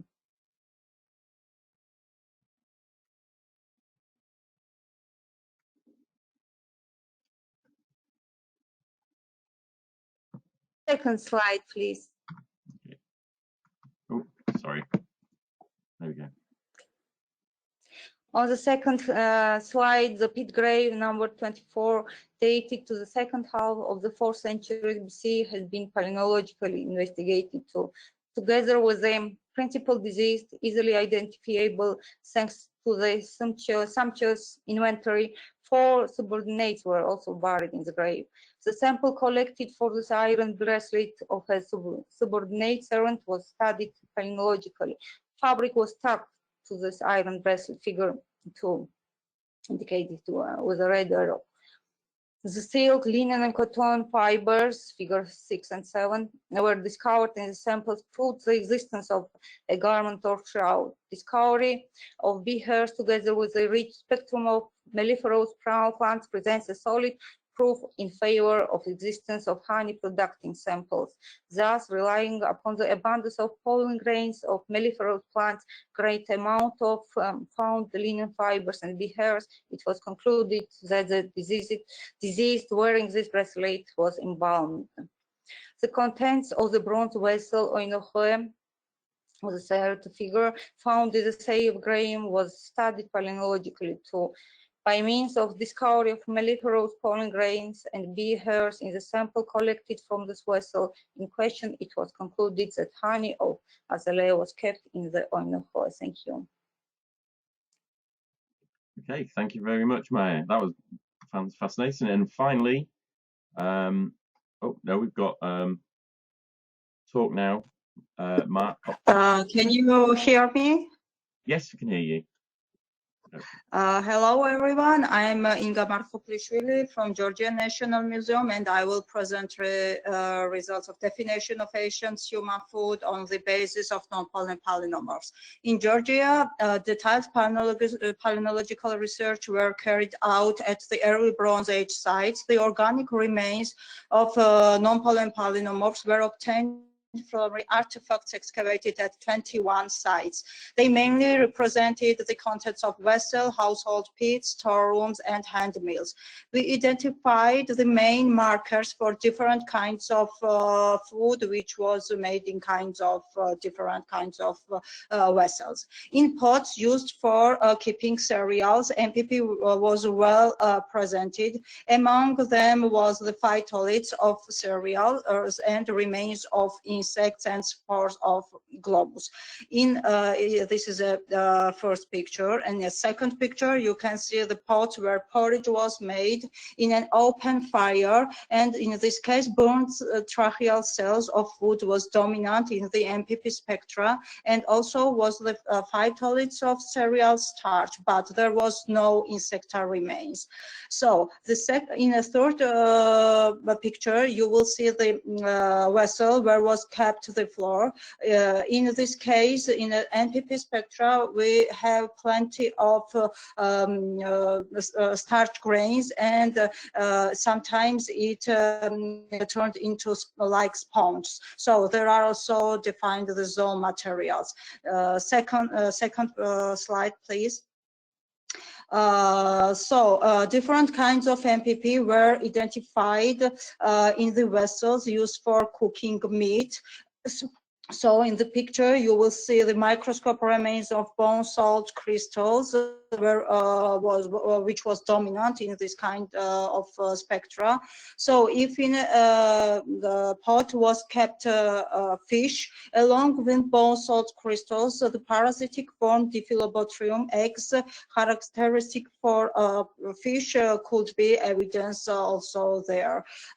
So as for wine, along with pollen grains, other markers of its existence were grape wine starch, its epidermis, and especially the hair and other microscopic remains of fruit fly Drosophila. And here in the picture you are seeing this Drosophila microscopic remains. So, and the final was the pots where was kept honey and its products, and in this kind of the materials obtained from this kind of vessel, there are plenty of pollen grains of melliferous plants, and as for MPP, there are plenty of hairs, claws, and epidermis of bee, which is the main marker of existence of honey.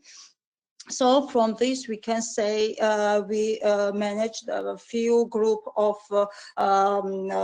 NPP, and with the help of NPP we could differ some kind of pots in archaeological materials, which is pots for keeping cereals in dry, and in which pots they were making porridge. Thank you. Thank you very much for that. And finally, we have one more lightning talk from Jamie Yellenbow. Thank you. Hello. So we present the first pollen record from Laguna Culebrius. This lake is surrounded by a paramote ecosystem and is used as a water resource for both domestic livestock and endangered wildlife. An Incan road also runs immediately next to the lake, implying a long history of human impacts. To assess pressures on this high altitude landscape, we are implementing a multi-proxy approach using pollen, stable carbon isotopes, and ancient sedimentary DNA, the latter of which is made possible with funding granted by AASP. Next slide.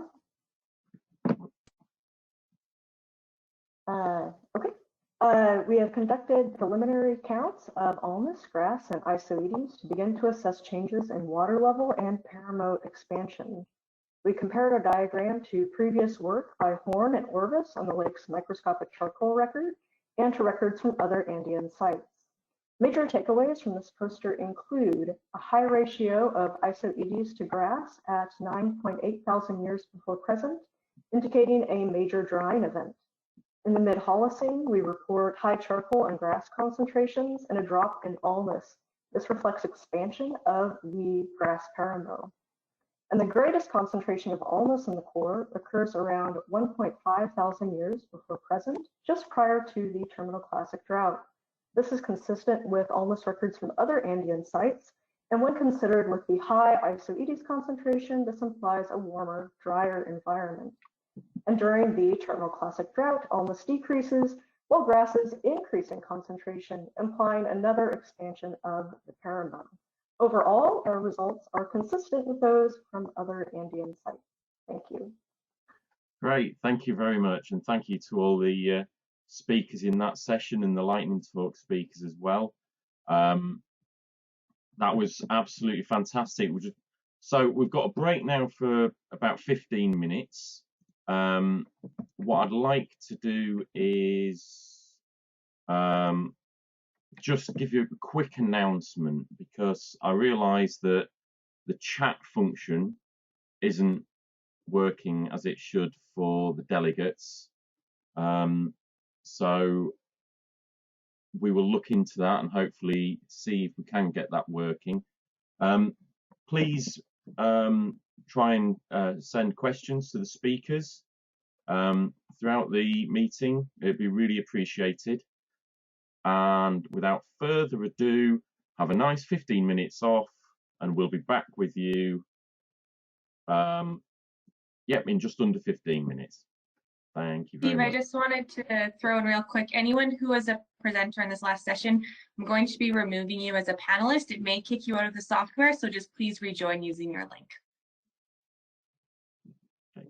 Thank you.